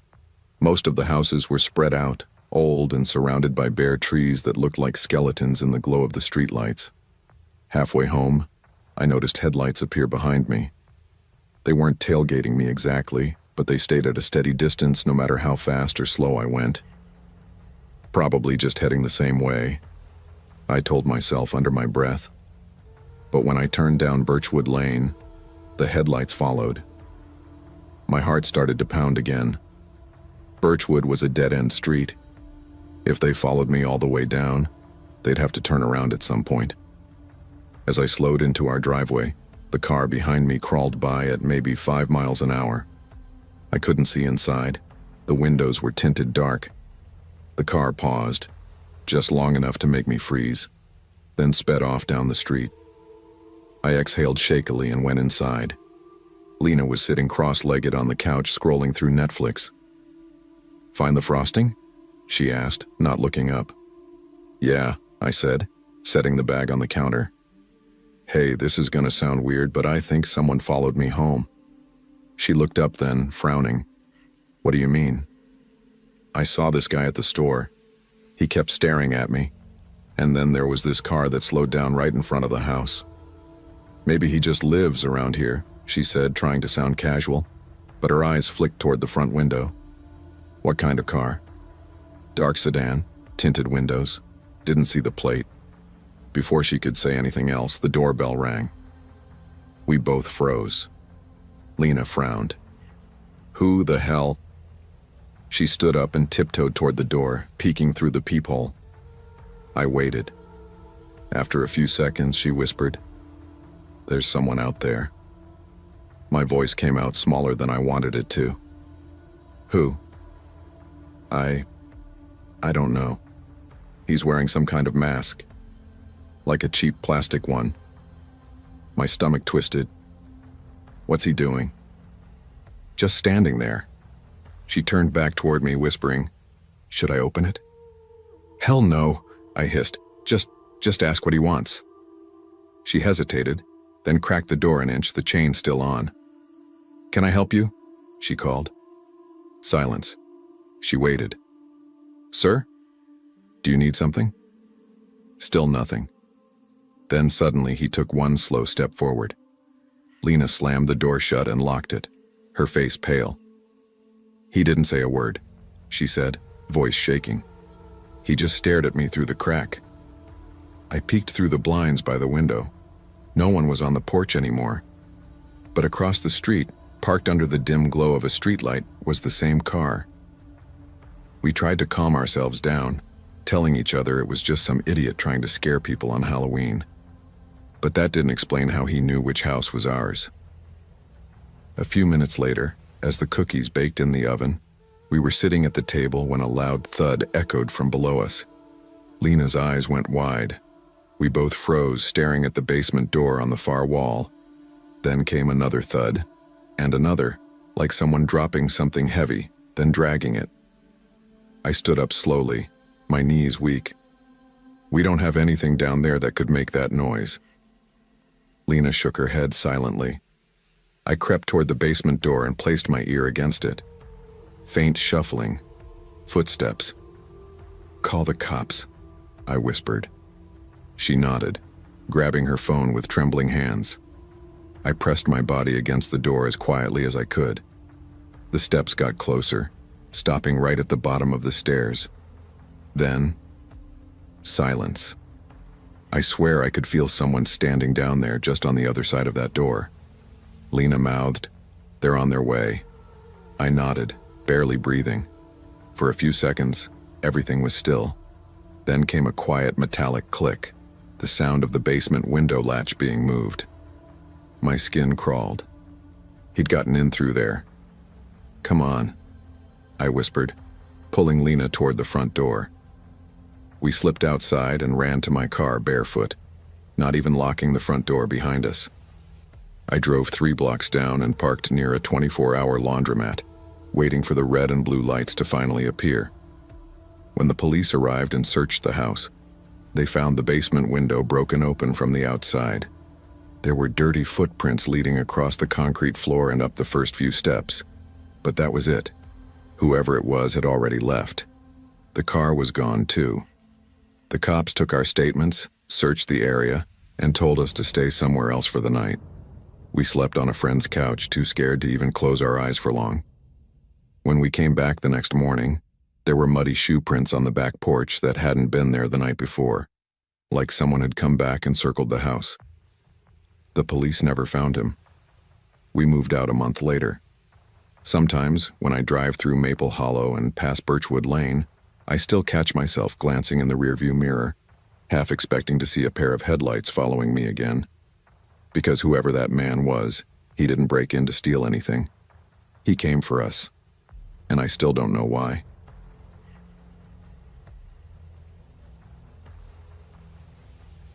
I still remember the way the air smelled that evening, that crisp, leafy chill that only shows up at the tail end of October. It was 2018, and I was 13, living in a quiet neighborhood outside of Maple Hollow, a small town in upstate New York. Everyone called it the town that never changed, and that was mostly true. The same old houses, same people walking their dogs every morning, same rusty water tower you could see from almost anywhere. That Halloween was supposed to be simple, one last night of trick-or-treating before high school made us too old for it. At least, that's how my friends and I saw it.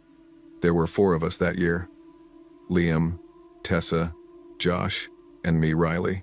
Liam lived 2 streets over from me, the kind of kid who always wore the same green hoodie and spoke before thinking. Tessa was the smart one, always the planner, always with some sarcastic comment ready.